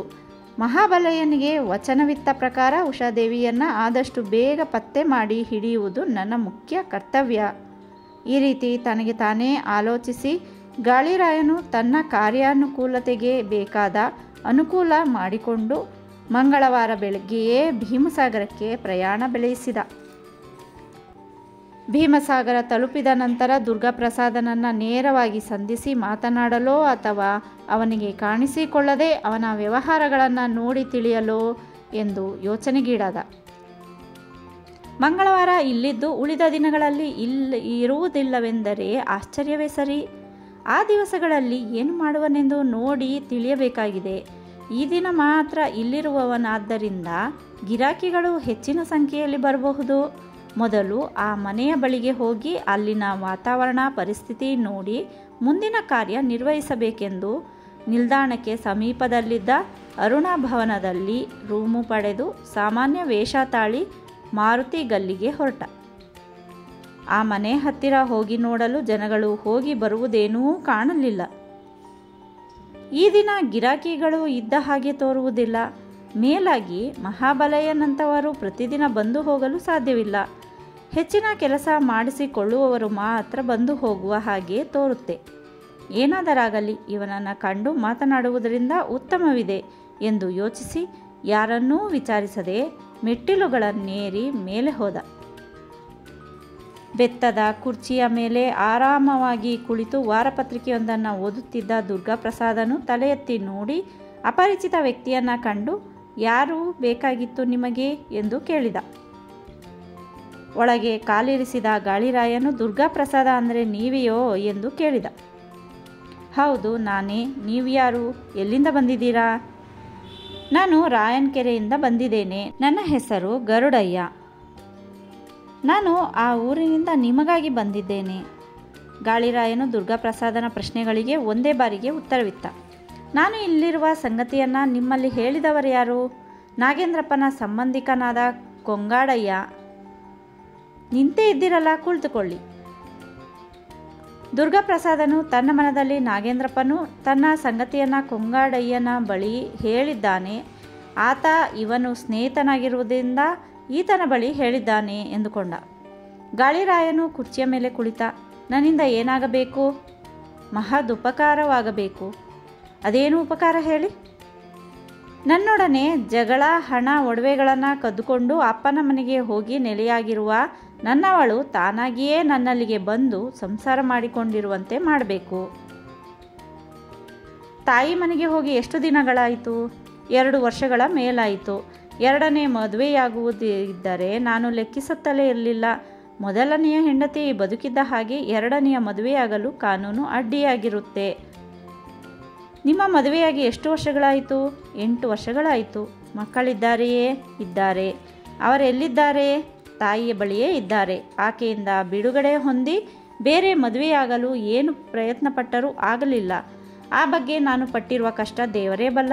ನಿರಾಶನಾಗಿ ಕೈಕಟ್ಟಿ ಕುಳಿತಿರುವಾಗ ಕೊಂಗಾಡಯ್ಯನು ನಿಮ್ಮ ವಿಷಯ ಹೇಳಿ ಕೊನೆಯ ಪ್ರಯತ್ನ ನೋಡಿಯೇ ತೀರೋಣವೆಂದು ಇಲ್ಲಿಗೆ ಬರಬೇಕಾಯಿತು ನಾನು.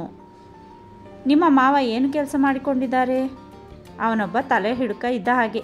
ಅವನ ಹೆಸರೆತ್ತಿದರೆ ನನ್ನ ಶರೀರಕ್ಕೆ ಬೆಂಕಿ ಇಟ್ಟಂತಾಗುತ್ತೆ. ಅವನು ಅಂಬಾಜಿ ದುರ್ಗದಲ್ಲಿ ಬಾಳೆಹಣ್ಣಿನ ಮಂಡಿ ಇಟ್ಟುಕೊಂಡಿದ್ದಾನೆ. ನಿಮ್ಮವರ ಹೆಸರು? ಸೀತಾಬಾಯಿ. ನಿಮ್ಮವರು ತಾವಾಗಿಯೇ ನಿಮ್ಮಲ್ಲಿಗೆ ಬಂದು ತನ್ನ ತಪ್ಪೊಪ್ಪಿಕೊಂಡು ಮುಂದೆ ಯಾವ ರೀತಿಯಲ್ಲೂ ಜಗಳ ಆಡದೆ ನೀವು ಹೇಳಿದಂತೆ ಕೇಳಿಕೊಂಡು ಸಂಸಾರ ಮಾಡಿಕೊಂಡಿರಬೇಕಲ್ವೇ? ಹೌದು. ಆ ಕೆಲಸ ನಾನು ಮಾಡಿಕೊಡ್ತೇನೆ. ಹಣ ಖರ್ಚು ಮಾಡಲು ತಯಾರಿರುವಿರಾ? ಸರಿ. ಎಷ್ಟು ಖರ್ಚಾಗುತ್ತೆ? 2,000 ರೂಪಾಯಿ ಕೊಟ್ಟರೆ ನಿಮ್ಮ ಕೆಲಸ ಮಾಡಿಕೊಡ್ತೇನೆ. ನಾನೀಗ ಅಷ್ಟು ರೂಪಾಯಿ ತಂದಿಲ್ವಲ್ಲ.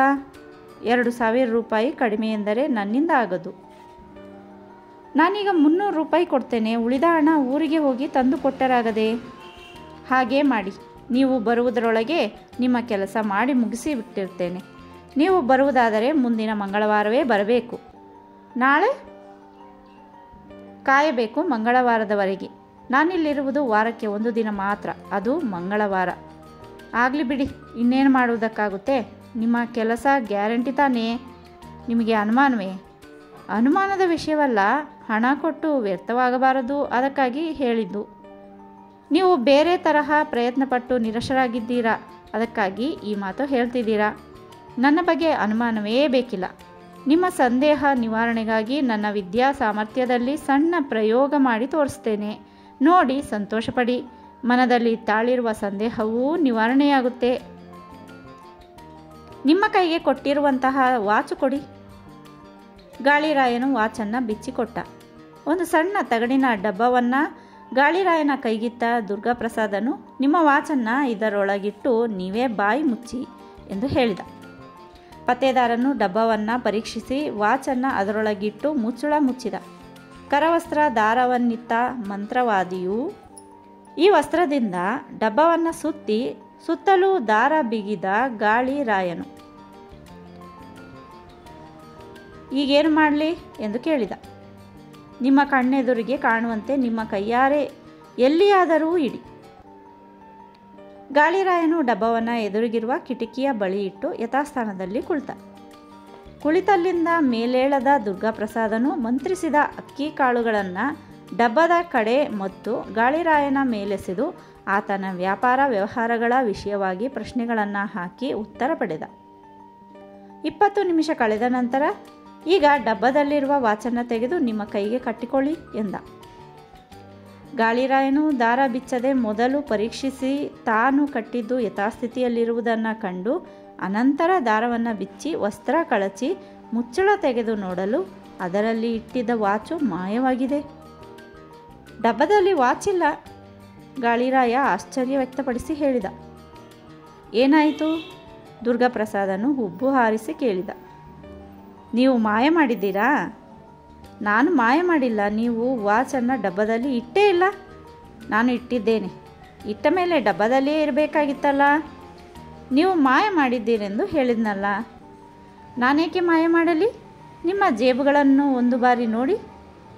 ಗಾಳಿರಾಯನು ಜೇಬುಗಳನ್ನು ತಡಕಾಡಿ ನೋಡಲು ಪ್ಯಾಂಟಿನ ಬಲಗಡೆ ಜೇಬಿನಲ್ಲಿ ವಾಚ್ ಇದೆ. ನೋಡಿದ್ರಾ ನನ್ನ ಮಂತ್ರಶಕ್ತಿಯ ಪ್ರಭಾವ?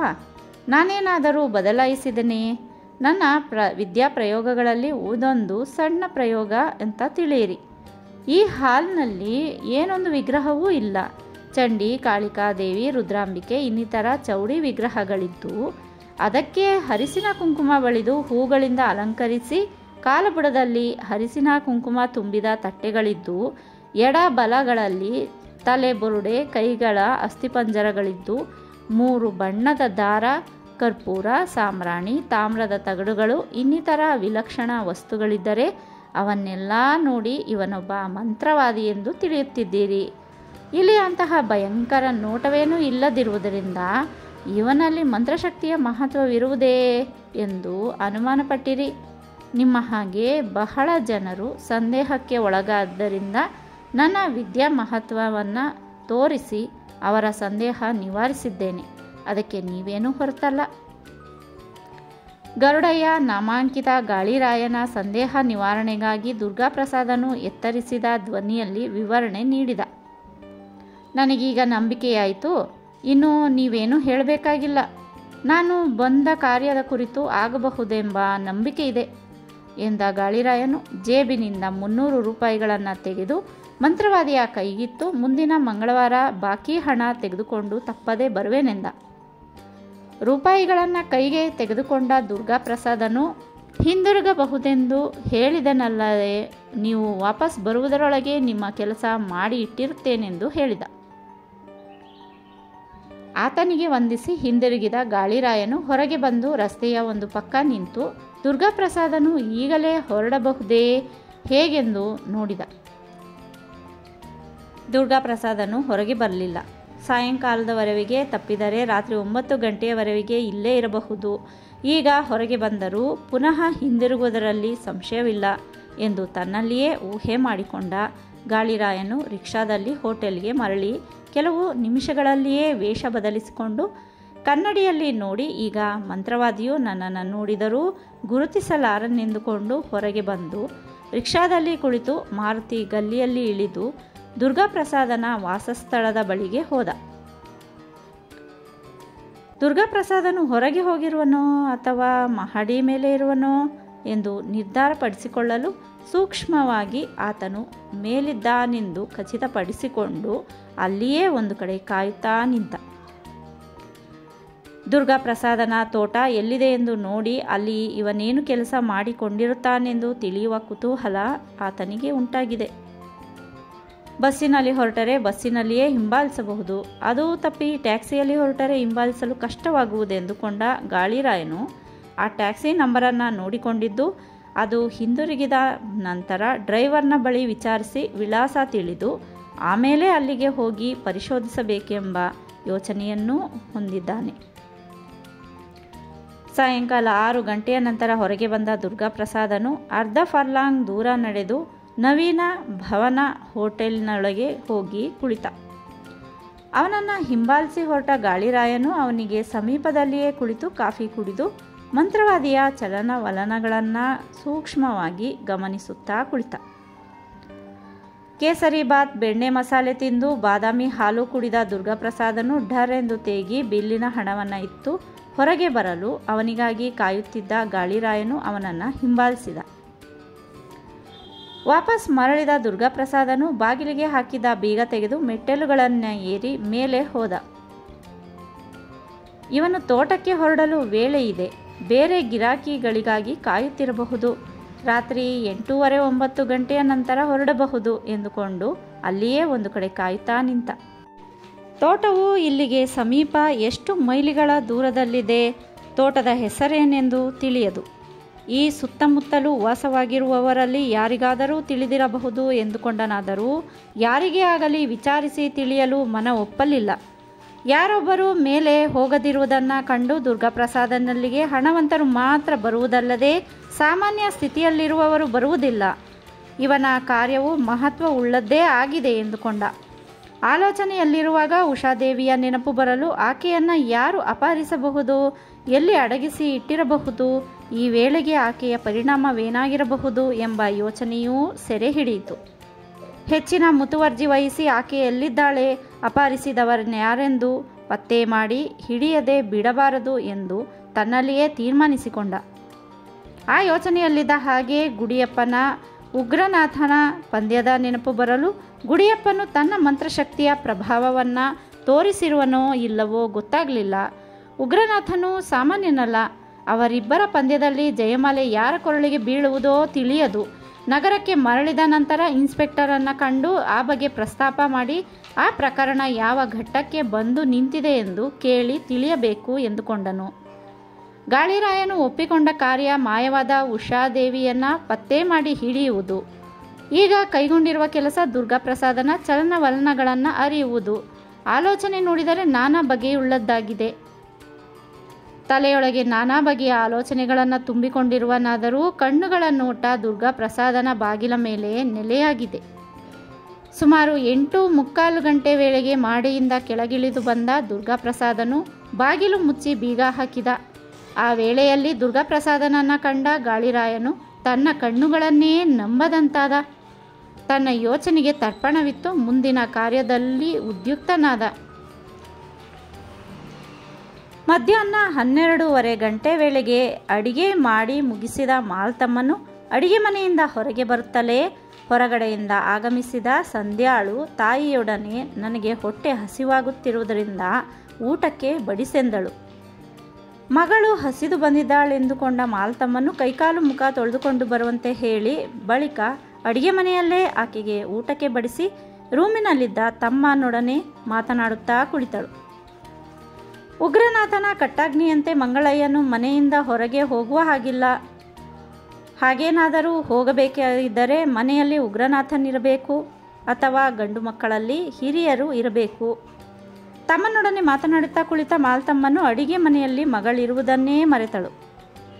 1 ಗಂಟೆಯ ವೇಳೆಗೆ ಉಗ್ರನಾಥನು ಬರಲು ಆಗ ಮಗಳು ಅಡಿಗೆ ಮನೆಯಲ್ಲಿರುವುದನ್ನು ಜ್ಞಾಪಕಕ್ಕೆ ತಂದುಕೊಂಡ ಮಾಲ್ತಮ್ಮನು ಅರ್ಧ ಗಂಟೆಯಾದರೂ ಸಂಧ್ಯಾಳ ಊಟ ಮುಗಿದಿಲ್ವೇ, ಅಡಿಗೆ ಮನೆಯಲ್ಲಿ ಇವಳೇನು ಮಾಡುತ್ತಿದ್ದಾಳೆಂದುಕೊಂಡು ನೋಡುವ ನಿಮಿತ್ತ ರೂಮಿನಿಂದ ಹೊರಗೆ ಬಂದಳು.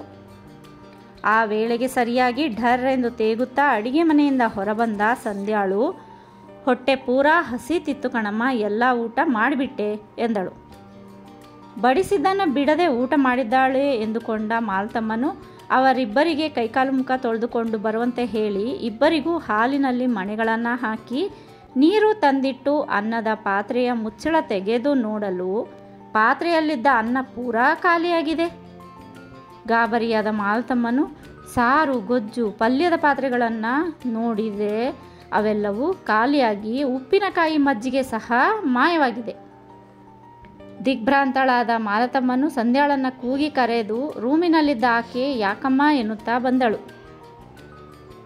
ಪಾತ್ರೆಗಳಿಂದ ಅನ್ನ ಸಾರು ಏನಾಯಿತು, ಎಲ್ಲ ಖಾಲಿಯಾಗಿದೆಯಲ್ಲ. ನನಗೇನು ಗೊತ್ತಮ್ಮ, ನೀನು ಬಡಿಸಿದಷ್ಟು ತಿಂದು ಬಂದೆ. ಮಗಳ ಮುಖವನ್ನು ಕ್ರೂರ ದೃಷ್ಟಿಯಿಂದ ನೋಡಿದಳು ಮಾಲ್ತಮ್ಮ. ಅದೇಕಮ್ಮ ಹಂಗೆ ನೋಡ್ತೀಯಾ, ನಾನೇನು ಮಾಡಿದೆ? ಪಾತ್ರೆಗಳಲ್ಲಿದ್ದ ಅನ್ನ ಸಾರು ಗೊಜ್ಜು ಪಲ್ಯವನ್ನೆಲ್ಲ ತಿಂದು ಮಜ್ಜಿಗೆಯನ್ನೆಲ್ಲ ಕುಡಿದು ನಿನ್ನ ಹೊಟ್ಟೆಗೆ ದೆವ್ವ ಹೊಕ್ಕಿದೇನು? ನಾನು ತಿನ್ನಲಿಲ್ಲ ಕಣಮ್ಮ. ಮತ್ತಾರು ತಿಂದವರು ಹಾಗಾದರೆ? ನನಗೆ ಗೊತ್ತಿಲ್ಲ ಕಣಮ್ಮ. ಆ ವರವಿಗೆ ಮೌನವಾಗಿದ್ದ ಉಗ್ರನಾಥನು ವಿಷಯವೇನೆಂದು ಕೇಳಲು ಮಾಲತಮ್ಮನು ಮಗಳಿಗೆ ಊಟಕ್ಕೆ ಬಡಿಸಿದ್ದು ಮಾಡಿರುವ ಅಡಿಗೆಯೆಲ್ಲ ಖಾಲಿಯಾಗಿರುವ ಸಂಗತಿ ಹೇಳಿದಳು. ತಕ್ಷಣ ಎದ್ದು ಅಡಿಗೆ ಮನೆಗೆ ಬಂದು ನೋಡಿದ ಉಗ್ರನಾಥನು ಖಾಲಿಯಾಗಿರುವ ಪಾತ್ರೆಗಳನ್ನು ಕಂಡು ಸುತ್ತಮುತ್ತಲೂ ನೋಡಿ ಮಾಡಿದ ಅಡಿಗೆ ಮಾಯವಾಗಲು ಗುಡಿಯಪ್ಪನ ಮಂತ್ರಜಾಲವೇ ಕಾರಣವಿರಬಹುದು ಎಂದುಕೊಂಡ. 10 ವರ್ಷದ ಮಗಳು ಸಂಧ್ಯಾಳು 7 ಜನಗಳಿಗೆ ಮಾಡಿದ ಅಡಿಗೆಯನ್ನೆಲ್ಲ ತಿಂದು ಮುಗಿಸುವುದೆಂದರೆ ಸಾಧ್ಯವೇ? ಆಗದು ಎಂದುಕೊಂಡ. ಮಗಳಿಗೆ ಏನೊಂದು ಮಾತೂ ಆಡದೆ ಮಂಗಳಯ್ಯನ ಮೂಲಕ ಹೋಟೆಲ್ನಿಂದ ಊಟಗಳನ್ನು ತರಿಸಿದ. ಮಾಡಿದ ಅಡಿಗೆಯೆಲ್ಲ ಹೇಗೆ ಮಾಯವಾಯಿತೆಂದು ಮಾಲತಮ್ಮನು ಗಂಡನಿಗೆ ಕೇಳಲು ಎಡಗೈ ತಿರುಗಿಸುತ್ತಾ ನನಗೇನು ಹೇಳಬೇಕೆಂದೇ ತೋಚದೆಂದು ಹೇಳಿದ. ನಮಗೇನೋ ಗ್ರಹಣ ಬಡಿದ ಹಾಗೆ ತೋರುತ್ತೆ ಎಂದು ಮಾಲತಮ್ಮನು ಹೇಳಲು ಉಗ್ರನಾಥನು ತನ್ನ ಪ್ರತಿಕ್ರಿಯೆ ಏನೂ ತೋರಲಿಲ್ಲ. 6 ಗಂಟೆಯ ನಂತರ ಮಾಲತಮ್ಮನು ಒಲೆ ಹಚ್ಚಿ ಹೊಸದಾಗಿ ಅಡಿಗೆ ಮಾಡಿದಳು. ತರುವಾಯ ಅಡಿಗೆ ಮನೆಯೊಳಗೆ ಕಾಲಿಡಬಾರದೆಂದು ಮಗಳಿಗೆ ಕಟ್ಟಾಜ್ಞೆ ಮಾಡಿ ತಮ್ಮನ ಹತ್ತಿರ ಬಂದು ಕುಳಿತಳು. ಗಂಡ ಮಕ್ಕಳು ಬೇರೊಂದು ರೂಮಿನಲ್ಲಿ ಕುಳಿತು ಓದಿಕೊಳ್ಳುತ್ತಿರುವರು. ಸಂಧ್ಯಾಳು ಅಲ್ಲೇ ಇರುವಳು. ತಮ್ಮನೊಡನೆ ಮಾತನಾಡುತ್ತಿದ್ದ ಹಾಗೆ ಚಟ್ಟನೆ ಎದ್ದ ಮಾಲತಮ್ಮನು ಅಡಿಗೆ ಮನೆಗೆ ಹೋದಳು. ಕೆಲ ನಿಮಿಷಗಳ ನಂತರ ನೀರು ಕುಡಿಯುವ ಕಾತುರ ಉಳ್ಳವನಾದ ಮಂಗಳಯ್ಯನು ಎದ್ದು ಅಡಿಗೆ ಮನೆಗೆ ಬಂದು ನೋಡಲು ದೊಡ್ಡ ತಟ್ಟೆಯಲ್ಲಿ ಅನ್ನವನ್ನೆಲ್ಲ ಬಡಿಸಿಕೊಂಡು ಸಾರನ್ನೆಲ್ಲ ಸುರಿದುಕೊಂಡು ನಂಚಿಕೆ ಪದಾರ್ಥಗಳ ಪಾತ್ರೆಗಳನ್ನು ಹತ್ತಿರವೇ ಇಟ್ಟುಕೊಂಡು ಮಾಲತಮ್ಮನು ಕಬಳಿಸುತ್ತಿರುವಳು. ಎಡಗಡೆ ನೀರು ತುಂಬಿರುವ ತಾಮ್ರದ ಬಿಂದಿಗೆ ಇದೆ. ಎದೆ ಝಲ್ಲೆನಿಸುವಂತಹ ಆ ನೋಟವನ್ನು ಕಂಡ ಮಂಗಳಯ್ಯನು ದಿಗ್ಭ್ರಾಂತನಾದ. ಮಧ್ಯಾಹ್ನ ಮಾಡಿದ ಅಡಿಗೆಯನ್ನು ಈಕೆಯೇ ತಿಂದು ಹಾಕಿರಬಹುದು ಎಂದುಕೊಂಡು ಒಳಗೆ ಹೋಗಲು ಅಂಜಿ ಬಾಗಿಲ ಹತ್ತಿರವೇ ನಿಂತುಕೊಂಡ. ಮಂಗಳಯ್ಯನು ಎದುರಿಗೆ ನಿಂತಿದ್ದರೂ ದೃಷ್ಟಿ ಹಾಯಿಸದ ಮಾಲತಮ್ಮನು ಅನ್ನದೊಡನೆ ಸಾರನ್ನು ಕಲಯಿಸಿ ದೊಡ್ಡದಾಗಿ ತುತ್ತುಗಳನ್ನು ಮಾಡಿ ಬಾಯಿಯೊಳಗೆ ಹಾಕಿಕೊಂಡು ನುಂಗುತ್ತಿರುವಳು. ಮಂಗಳಯ್ಯನು ಭೀತಿಯ ಧ್ವನಿಯಲ್ಲಿ, ಅಕ್ಕ, ಇದೇನು ನಿನ್ನ ಕೆಲಸ ಎಂದ. ಆ ಮಾತಿಗೆ ಓಗಡದೆ ಮಾಲತಮ್ಮನ್ನು ಬಿಂದಿಗೆಯನ್ನೆತ್ತಿ ಅದರಲ್ಲಿದ್ದ ನೀರನ್ನೆಲ್ಲ ಘಟಘಟನೆಂದು ಕುಡಿದು ಮುಗಿಸಿದಳು. ಮಾವನ ಧ್ವನಿ ಕೇಳಿ ಮಗಳು ಎದ್ದು ಆತನಲ್ಲಿಗೆ ಬಂದು ತಾಯಿಯು ರಾಕ್ಷಸಿಯಂತೆ ತಿನ್ನುತ್ತಿರುವುದನ್ನು ಕಂಡು ಭಯಭೀತರಾದರು.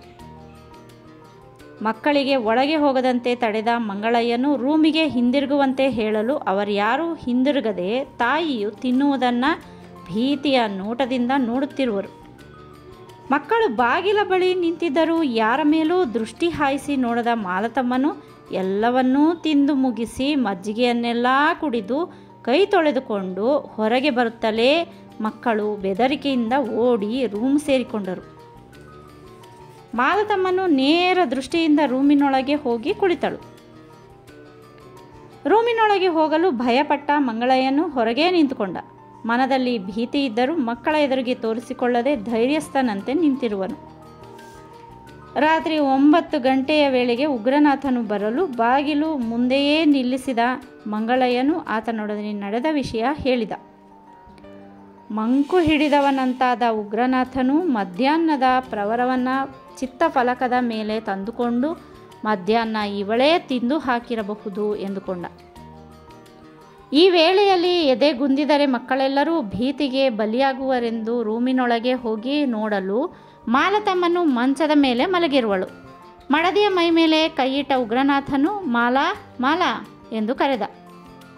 ಎದ್ದು ಕುಳಿತ ಮಾಲತಮ್ಮನು, ಈಗ ಬಂದಿರಾ? ಕೈಕಾಲು ಮುಖ ತೊಳೆದುಕೊಂಡು ಬನ್ನಿ, ಎಲ್ಲರಿಗೂ ಊಟಕ್ಕೆ ಬಡಿಸುತ್ತೇನೆ ಎಂದು ಹೇಳಿ ಹೊರಗೆ ಬಂದು ಮಕ್ಕಳನ್ನು ಕರೆದಳು. ಭೀತಿಗೊಂಡಿದ್ದ ಮಕ್ಕಳು ಯಾರೂ ಹೊರಗೆ ಬರಲಿಲ್ಲ. ಉಗ್ರನಾಥನು ಮಕ್ಕಳನ್ನು ಕರೆಯಲು ಅವರೆಲ್ಲರೂ ಭಯ ಕಂಪಿತರಾಗಿಯೇ ಹೊರಗೆ ಬಂದು ತಂದೆಯೊಡನೆ ವಿಷಯ ಹೇಳಬೇಕೆಂದು ಬಾಯಿ ತೆರೆಯುತ್ತಿದ್ದ ಹಾಗೆ ಆತನು ಮಾತನಾಡಬಾರದೆಂದು ಸನ್ನೆ ಮಾಡಿದ. ಅಡಿಗೆ ಮನೆಗೆ ಬಂದ ಮಾಲತಮ್ಮನು ಪಾತ್ರೆಗಳೆಲ್ಲ ಹರಡಿ ನೆಲದ ಮೇಲೆಲ್ಲ ನೀರು ಚೆಲ್ಲಿ ಮಾಡಿಟ್ಟಿದ್ದ ಅಡಿಗೆಯೆಲ್ಲ ಮಾಯವಾಗಿರುವುದನ್ನು ಕಂಡು ದಿಗ್ಭ್ರಮೆಗೊಂಡು ಗಂಡನನ್ನು ಕರೆದಳು. ಆತನು ಬರುತ್ತಲೇ ಅಡಿಗೆ ಮನೆ ತೋರಿಸಿ, ಮಧ್ಯಾಹ್ನದಂತೆ ಈಗಲೂ ಮಾಡಿದ ಅಡಿಗೆಯೆಲ್ಲ ಮಾಯವಾಗಿದೆಯಲ್ಲ, ಯಾರೋ ತಿಂದರೋ ಏನು ಮಾಡಿದರೋ ನೀವೇ ನೋಡಿ ಎಂದಳು. ಈ ರೀತಿಯಾಗಲು ಗುಡಿಯಪ್ಪನ ಮಂತ್ರವಿದ್ಯೆಯೇ ಮೂಲವೆಂದು ತಿಳಿದ ಉಗ್ರನಾಥನು ತನ್ನ ಪ್ರತಿಕ್ರಿಯೆಯೇನೂ ತೋರದೆ ಎಲ್ಲವನ್ನೂ ಶುಚಿಗೊಳಿಸುವಂತೆ ಹೇಳಿ ಮಂಗಳಯ್ಯನ ಮೂಲಕ ಹೋಟೆಲ್ನಿಂದ ತಿಂಡಿ ತರಿಸಿದ. ಚಿಕ್ಕ ಮಕ್ಕಳಾದ ರಮೇಶ, ಸಂಧ್ಯಾ ಇಬ್ಬರೂ ತಾಯಿಯ ಮುಖ ನೋಡಲು ಭಯಪಡುತ್ತಿರುವರು. ತಿಂಡಿ ತಿಂದು ಮುಗಿಸಿದ ನಂತರ ತಾಯಿಯ ಮುಖ ನೋಡಲು ಅಂಜಿ ಬೆನ್ನು ಕೊಟ್ಟು ನಿಂತಿದ್ದ ಮಗಳ ಹತ್ತಿರ ಮಾಲತಮ್ಮನು ಬಂದು ಬಗಲೊಳಗೆ ಕೈ ಹಾಕಿ ಎತ್ತಿಕೊಳ್ಳುತ್ತಾ, ನಿನಗೆ ತಿಂಡಿ ಸಾಕಾಯ್ತೇನಮ್ಮ ಎಂದು ಕೇಳುತ್ತಿದ್ದ ಹಾಗೆ ಸಂಧ್ಯಾಳು ಚಿಟಾರನೆ ಕಿರುಚಿಕೊಳ್ಳಲು ಪ್ರಜ್ಞೆ ತಪ್ಪಿದಂತಾಯಿತು. ಗಾಬರಿಯಾದ ಉಗ್ರನಾಥನು ಹೆಂಡತಿಯ ಕೈಯಿಂದ ಮಗಳನ್ನು ಬಿಡಿಸಿಕೊಂಡು ಮಾತನಾಡಿಸಿದರೂ ಆಕೆ ಮಾತನಾಡದಿರಲು ಇವಳ ಗತಿ ಏನಾಗುವುದೋ ಎಂದು ಹೆದರಿ ಆಟೋ ರಿಕ್ಷಾ ತರಿಸಿ ಅದರಲ್ಲಿ ಕೂರಿಸಿಕೊಂಡು ನರ್ಸಿಂಗ್ ಹೋಮ್ಗೆ ಕರೆದುಕೊಂಡು ಹೊರಟ. ಸಂಧ್ಯಾಳು ಭೀತಿಯಿಂದ ಕಿರ್ಚಿಕೊಂಡ ಕಾರಣ ಮಾಲ್ತಮ್ಮನ ವಿನಃ ಉಳಿದವರಿಗೆಲ್ಲ ತಿಳಿದಿದೆ. ತಾನು ಎತ್ತಿಕೊಳ್ಳುತ್ತಲೇ ಹಾಗೇಕೆ ಕಿರ್ಚಿಕೊಂಡಳೆಂಬ ಅಂತರಾರ್ಥ ತಿಳಿಯದೆ ಮಗಳ ಪರಿಣಾಮ ಏನಾಗುವುದೋ ಎಂದು ಆಕೆಗೂ ಭಯವಾಗಿದೆ. ತಾಯಿಯೊಡನೆ ಮಾತನಾಡಲು ಭಯಪಟ್ಟ ಮಕ್ಕಳು ರೂಮ್ ಸೇರಿಕೊಂಡರು. ತಾನು ನರ್ಸಿಂಗ್ ಹೋಮ್ಗೆ ಹೋಗುತ್ತೇನೆಂದು ಮಾಲ್ತಮ್ಮನು ಹೇಳಿದಳಾದರೂ ಮಂಗಳಯ್ಯನು ಹೋಗಗೊಡಲಿಲ್ಲ. ಈಕೆ ಹೋದರೆ ಸಂಧ್ಯಾಳು ಸತ್ತೇ ಹೋಗುವಳೆಂದು ತಿಳಿದಿದ್ದಾನೆ. ನರ್ಸಿಂಗ್ ಹೋಮಿನಲ್ಲಿ ಡಾಕ್ಟರ್ ಉಗ್ರನಾಥನ ಮೂಲಕ ಇದ್ದಕ್ಕಿದ್ದ ಹಾಗೆ ಕಿರ್ಚಿಕೊಂಡು ಪ್ರಜ್ಞಾಹೀನಾಳಾದಳೆಂಬ ವಿಷಯ ಕೇಳಿ ಇಂಜೆಕ್ಷನ್ ಕೊಟ್ಟರು. ಸಂಧ್ಯಾಳಿಗೆ ಪ್ರಜ್ಞೆ ಬಂದರೂ ಬೆಚ್ಚಿ ಬೀಳುವುದು ತಪ್ಪಲಿಲ್ಲ. ಆಕೆಯು ಬೆಚ್ಚಿ ಬೀಳುವುದನ್ನು ಕಂಡ ನರ್ಸ್ ಒಬ್ಬಳು ಉಗ್ರನಾಥನೊಡನೆ, ನಿಮ್ಮ ಮಗಳು ದೆವ್ವವನ್ನೋ ಅಥವಾ ಮತ್ತೇನನ್ನೋ ಕಂಡು ಹೆದರಿದಾಳೆ. ಔಷಧಿ ಇಂಜೆಕ್ಷನ್ ಕೊಡಿಸಿದರೆ ಗುಣವಾಗದು. ಮಂತ್ರವಾದಿಯಲ್ಲಿಗೆ ಕರೆದುಕೊಂಡು ಹೋಗಿ ಮಂತ್ರ ಹಾಕಿಸಿ, ಯಂತ್ರ ಕಟ್ಟಿಸಿ, ಸರಿ ಹೋಗುತ್ತೆ ಎಂದಳು. ಉಗ್ರನಾಥನ ಮೈಯೆಲ್ಲ ಉರಿಯಿತು. ಸಿಟ್ಟು ಬಂದರೂ ನರ್ಸ್ಳ ಮೇಲೆ ರೇಗಲಿಲ್ಲ. ಇವಳ ಮೇಲೆ ಸಿಟ್ಟಾದರೆ ಮಗಳ ಮೇಲೆ ಸೇಡು ತೀರಿಸಿಕೊಳ್ಳಬಹುದೆಂದುಕೊಂಡ ತಲೆ ಆಡಿಸುತ್ತಾ ಹಾಗೇ ಮಾಡುವೆನು ಎಂದ. ಮೊದಲು ಆ ಕೆಲಸ ಮಾಡಿ, ಮೈಯೊಳಗೆ ಸೇರಿಕೊಂಡರೆ ಎಳೆ ಮಗು ಉಳಿಯುವುದು ಕಷ್ಟ ಎಂದ ನರ್ಸ್ ಅಲ್ಲಿ ನಿಲ್ಲದೆ ತನ್ನ ಕೆಲಸದ ಮೇಲೆ ಹೊರಟು ಹೋದಳು. 2 ಗಂಟೆಗಳ ತರುವಾಯ ಬಹಳ ಮಟ್ಟಿಗೆ ಚೇತರಿಸಿಕೊಂಡ ಸಂಧ್ಯಾಳು ಅಲ್ಲಿಯೇ ಇದ್ದ ತಂದೆಯೊಡನೆ, ಅಮ್ಮನ ಮುಖ ನೋಡೋಕೆ ಭಯ ಆಗುತ್ತೆ ಕಣಪ್ಪ ಎಂದಳು. ಯಾಕಮ್ಮ, ನಿನ್ನಮ್ಮನ ಮುಖದಲ್ಲೇನಿದೆ? ಮಧುರವಾದ ಧ್ವನಿಯಲ್ಲಿ ಕೇಳಿದ ಉಗ್ರನಾಥ. ಹೇಳಲು ಬಾಯ್ದೆಳೆದಳಾದಳು. ನಾಲಿಗೆ ಹೊರಳದೆ ಸಂಧ್ಯಾಳ ತುಟಿಗಳು ನಡುಗಿದುವು. ಹಾಗೆಲ್ಲ ಭಯಪಡಬಾರ್ದಮ್ಮ, ನಿಮಗೇನೂ ಮಾಡೋದಿಲ್ಲ ಅಲ್ವಾ? ನಿನ್ನಮ್ಮ ನಿನಗೇನಾದರೂ ಹೊಡೆದಳೆ ಅಥವಾ ಬೆದರಿಸಿದಳೆ? ಏನೂ ಇಲ್ಲವಲ್ಲ? ಮಗಳು ಮಾತನಾಡದಿರಲು ಪುನಃ ಉಗ್ರನಾಥನೇ ಮಾತನಾಡಿ ಧೈರ್ಯ ಹೇಳಿದ. ಆ ಮಾತ್ರಕ್ಕೆ ಮಗಳ ಭೀತಿ ನಿವಾರಣೆಯಾಗಲಿಲ್ಲ. ಉಗ್ರನಾಥನಿಗೆ ದಿಕ್ಕು ತೋಚದಂತಾಯಿತು. ಬೇರೆ ಯಾರಾದರೂ ಆಗಿದ್ದರೆ ಮನೆಗೆ ಬಾರದಂತೆ ಕಟ್ಟಪ್ಪಣೆ ಮಾಡಬಹುದಿತ್ತು. ಹೆಂಡತಿಯನ್ನು ಹೊರಗೆ ಕಳುಹಿಸಲು ಆಗುವುದೇ? ಈ ವೇಳೆಯಲ್ಲಿ ಮಗಳನ್ನು ಕಾಣಲು ನನ್ನಾಕೆಯು ಬಂದರೇನು ಗತಿ ಎಂಬ ಭೀತಿಯೂ ಸೆರೆ ಮಾಡಿತು.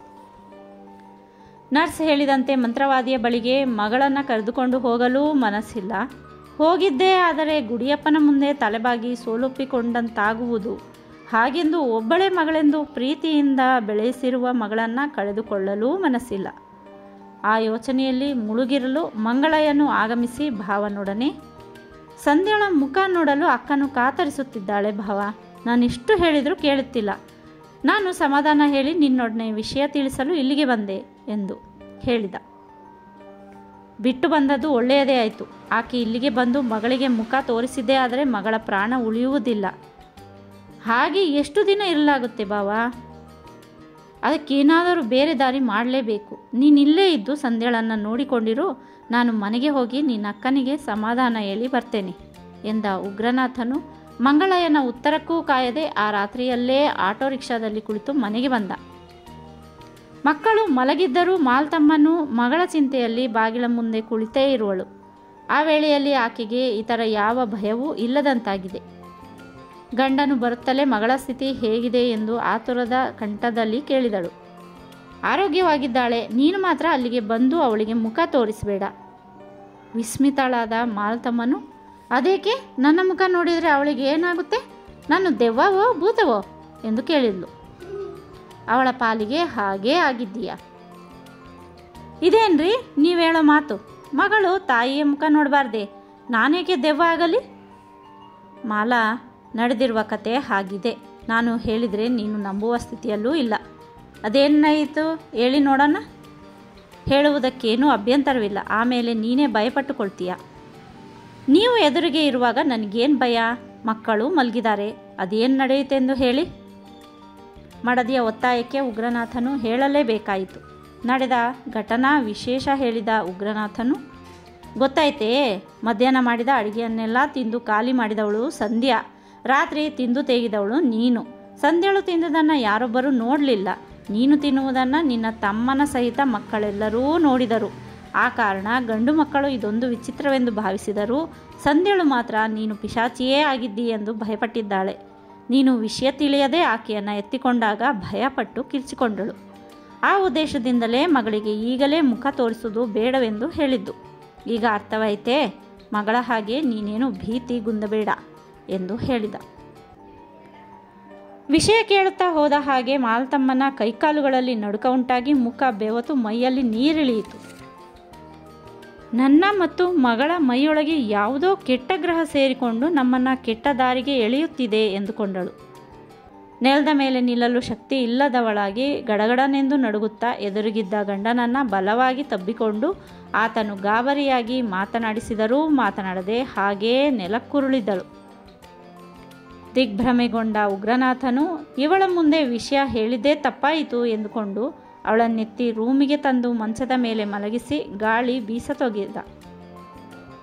ಮಂಗಳಯ್ಯನು ಮನೆಯಲ್ಲಿದ್ದಿದ್ದರೆ ಡಾಕ್ಟರನ್ನು ಕರೆಯಿಸುತ್ತಿದ್ದ ಅಥವಾ ಆಸ್ಪತ್ರೆಗೆ ಕರೆದೊಯ್ಯಬಹುದಾದರೂ ಆ ವೇಳೆಯಲ್ಲಿ ಮಕ್ಕಳು ಎಚ್ಚರಗೊಂಡರೆ ಮನೆಯ ವಾತಾವರಣವೇ ಬದಲಾವಣೆಗೊಳ್ಳುವುದು. ಮಗಳು ಆಸ್ಪತ್ರೆಯಲ್ಲಿ, ತಾಯಿ ಮನೆಯಲ್ಲಿ, ಇಬ್ಬರ ಸ್ಥಿತಿಯು ಶೋಚನೀಯವಾಗಿದೆ. ಉಗ್ರನಾಥನಿಗೆ ಹುಚ್ಚು ಹಿಡಿದಂತಾಯಿತು.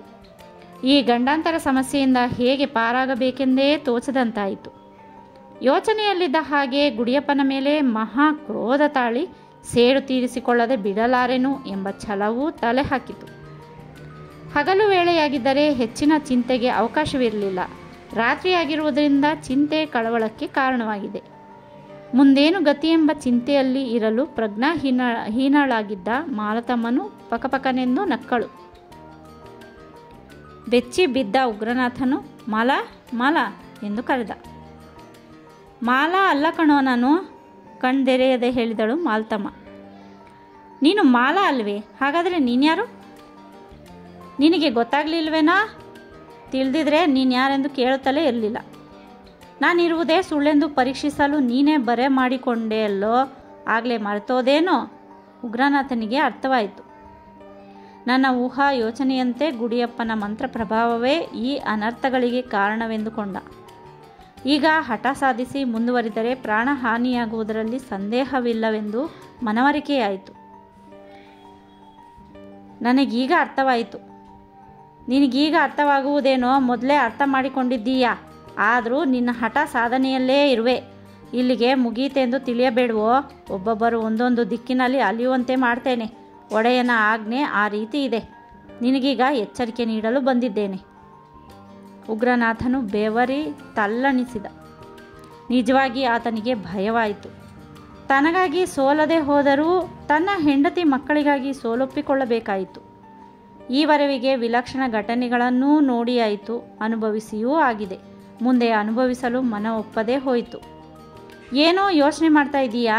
ನಾಳೆ ಸಾಯಂಕಾಲದೊಳಗೆ ಏನಾಗುತ್ತೆ ಅಂತ ಕಾದು ನೋಡೋ. ಮಾಲತಮ್ಮನ ಬಾಯಿಂದ ಈ ಮಾತುಗಳು ಹೊರಟ ನಂತರ ಮುಖ ಮೇಲಾಗಿ ಮಲಗಿದ್ದವಳು ಬಲ ಮಗ್ಗುಳಿಗೆ ಹೊರಳಿ ಮುಲುಕತೊಡಗಿದಳು. ಮಡದಿಯ ಮೈ ಮೇಲೆ ಕೈ ಇಟ್ಟ ಉಗ್ರನಾಥನು ಮಾಲ ಮಾಲ ಎಂದು ಕರೆದ. ಕೀರಲು ಧ್ವನಿಯಲ್ಲಿ ಮಾಲತಮ್ಮನು ಸಂಧ್ಯೆಯಲ್ಲಿದ್ದಾಳ್ರಿ ಎಂದಳು. ಆಕೆ ಚೆನ್ನಾಗಿದ್ದಾಳೆ, ನೀನೇನು ಚಿಂತೆ ಮಾಡಬೇಡ. ನಿನ್ನ ದೇಹ ಸ್ಥಿತಿ ಹೇಗಿದೆ? ಯಾರೋ ಏನೋ ನನ್ನ ತಲೆ ಹತ್ರ ಕುಳ್ತಂಗಿದೆ ಕಣ್ರಿ. ನೀವು ನನ್ನನ್ನು ಬಿಟ್ಟು ಎಲ್ಲಿಗೂ ಹೋಗಬೇಡ್ರಿ.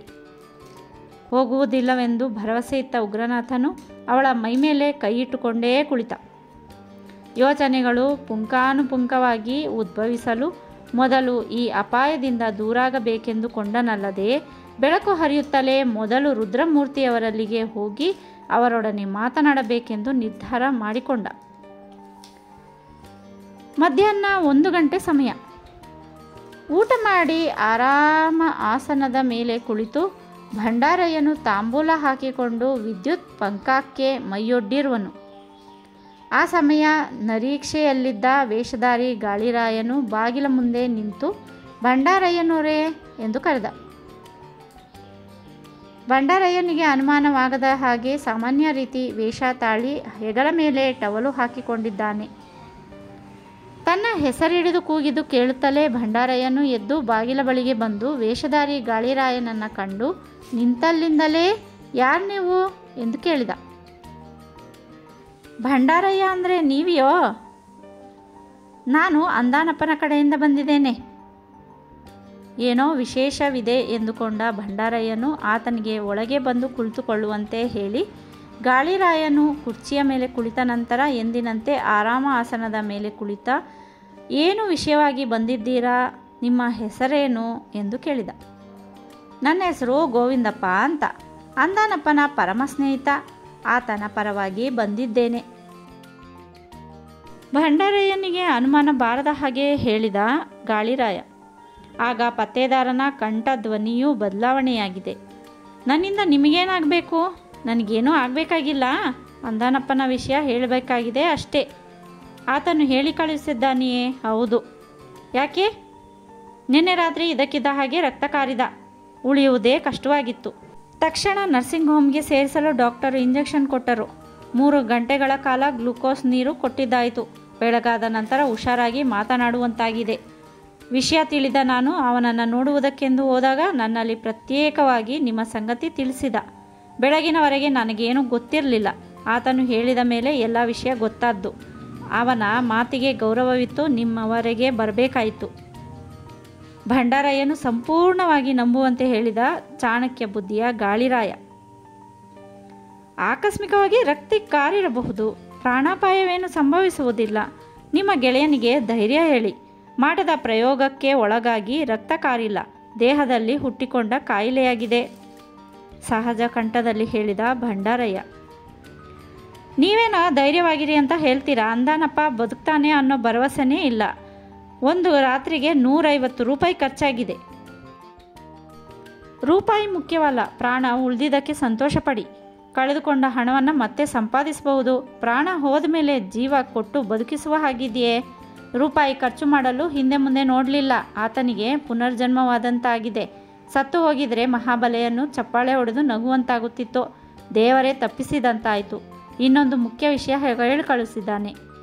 ಏನು ಮುಖ್ಯ ವಿಷಯ? ನೀವು ವಾಯುನಗರಕ್ಕೆ ಬರುವ ಹಾಗಿದೆಯೇ? ಯಾವಾಗ? ಇಂದು, ನಾಳೆ. 1 ವಾರ ಕಾಲ ಎಲ್ಲಿಗೂ ಹೋಗುವ ಸ್ಥಿತಿಯಲ್ಲಿ ಇಲ್ಲ. ಉತ್ತಮವೇ ಆಯಿತೆಂದುಕೊಂಡ ಗಾಳಿರಾಯನು, ನೀವು ಬರುತ್ತೀರೋ ಇಲ್ಲವೋ ಎಂದು ಅನುಮಾನಪಟ್ಟೆ ನನ್ನಲ್ಲಿ ಹೇಳಿ ಕಳುಹಿಸಿರೋದು. ಬರುವುದಾಗಿದ್ದರೆ ಆತನೇ ಹೇಳುತ್ತಿದ್ದ.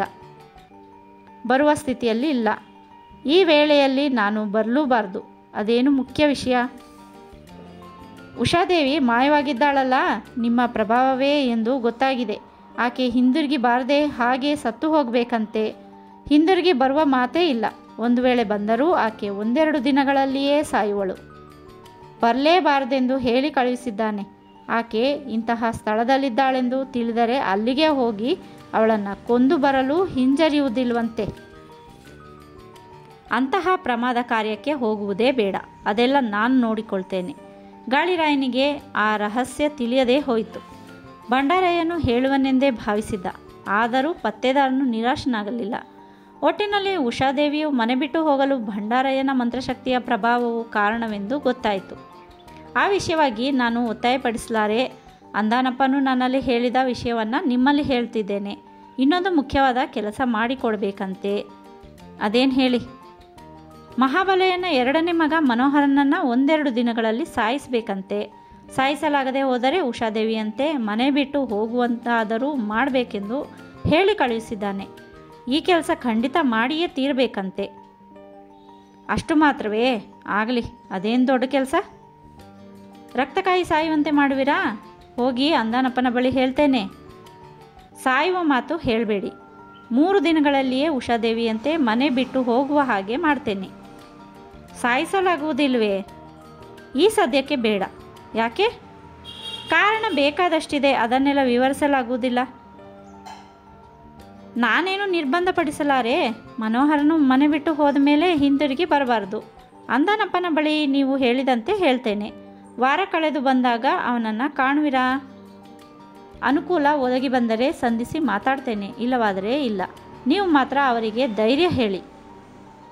ಹೇಳ್ತೇನೆ ಬಿಡಿ. ಆತನು ಹೇಳಿದ ವಿಷಯಗಳನ್ನೆಲ್ಲ ತಿಳಿಸಿದ್ದಾಯಿತು. ನೀವು ಸಿಗುವಿರೋ ಇಲ್ಲವೋ ಎಂದುಕೊಂಡಿದ್ದೆ. ನನ್ನ ಕೆಲಸ ಮುಗಿದಂತಾಯಿತು. ನಾನಿನ್ನು ಹಿಂದಿರುಗುತ್ತೇನೆ. ಅಪ್ಪಣೆ ಕೊಡಬೇಕು. ಗಾಳಿರಾಯನು ಎದ್ದು ನಿಂತ. ಈಗಲೇ ಹಿಂದಿರುಗುವಿರಾ? ಹೌದು. ಇಲ್ಲಿದು ಮಾಡಬೇಕಾದ ಕೆಲಸವಾದರೂ ಏನಿದೆ? ಬಂದ ಕೆಲಸ ಮುಗಿಯಿತಲ್ಲ. ಸಾಧ್ಯವಾದರೆ ಈ ದಿನವೇ ಹೊರಟು ಬರುವಂತೆ ಹೇಳಿದ್ದಾನೆ. ನಾನು ಹೋಗಿ ಆತನನ್ನು ಕಾಣುವವರೆಗೆ ಸಮಾಧಾನ ಇರುವುದಿಲ್ಲ.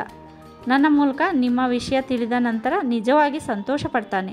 ಆತನು ಕೊಂಚ ಹುಷಾರಾದ ನಂತರ ನಿಮ್ಮನ್ನು ಕಾಣಲು ಬಂದರೂ ಬರಬಹುದು. ಸದ್ಯಕ್ಕೆ ಬರಬಾರದೆಂದು ಹೇಳಿ. ನಾನು ಇಲ್ಲೇ ಇದ್ದು ಅವರು ಒಪ್ಪಿಸಿದ ಕೆಲಸವನ್ನು ಮಾಡಿ ಮುಗಿಸ್ತೇನೆ. ಹೇಳ್ತೇನೆ. ಬಸ್ಸು ವಾಯುನಗರಕ್ಕೆ ಯಾವ ವೇಳೆಗೆ ಹೊರಡುತ್ತದೆ ಎಂದು ಗೊತ್ತೇ? 4 ಗಂಟೆಯ ನಂತರ ಹೊರಡುತ್ತೆ. ನೀವು ನಿಧಾನವಾಗಿ ಹೋಗಬಹುದು, ಅವಸರವೇನೂ ಇಲ್ಲ. ಹೋಗ್ತೇನೆ ಬಿಡಿ, ಪರವಾಗಿಲ್ಲ.